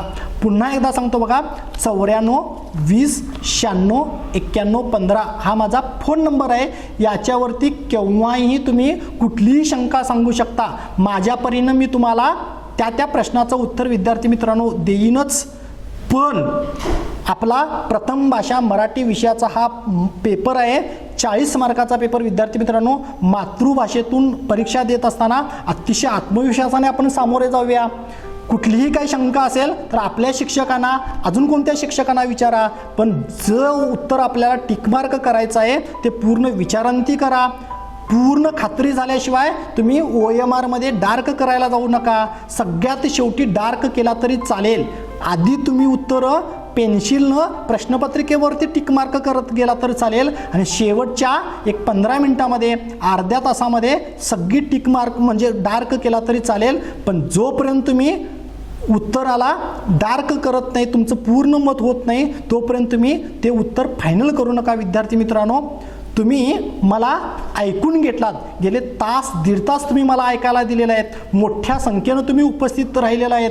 खरं तर हा आमचा पहिला प्रयत्न आहे ऑनलाईन व्याख्यानमाला. मुलांचा गोंधळ दूर करावा आणि म्हणून आमच्या शाळेनं हा उपक्रम हाती घेतलेला आहे. विद्यार्थी मित्रांनो, तुमचा भरभरून प्रतिसाद आहे. त्यामुळं मी तुमच्या पालकांचे, तुमच्या शाळेतील शिक्षकांचे सगळ्यांचे आभार मानतो. मला जर काही तुम्हाला प्रश्न विचारायचे असेल तर माझा 94 20 96 91 15 या व्हॉट्सअप क्रमांकावरती मला फोन करा. विद्यार्थी मित्रांनो, आज मी इथंच थांबतो. उद्याची दुसरं पुष्प गुंफणार आहे ते म्हणजे इंग्रजी विषयाचे लाड सर. आणि उद्याच्या इंग्रजी विषयासाठी तुम्ही आत्तापासूनच वेळ काढून ठेवा. विद्यार्थी मित्रांनो, आज जसा भरभरून प्रतिसाद दिला, तुमच्या मित्रांना पण सहभागी व्हायला सांगा. आणि याबद्दल पुन्हा एकदा शाळेच्या वतीनं, मुख्याध्यापकांच्या वतीनं, माझ्या वतीनं मी तुमचे आभार मानतो. होऊ घातलेल्या परीक्षेला तुम्हाला भरभरून शुभेच्छा देतो आणि विद्यार्थी मित्रांनो इथंच थांबतो. धन्यवाद.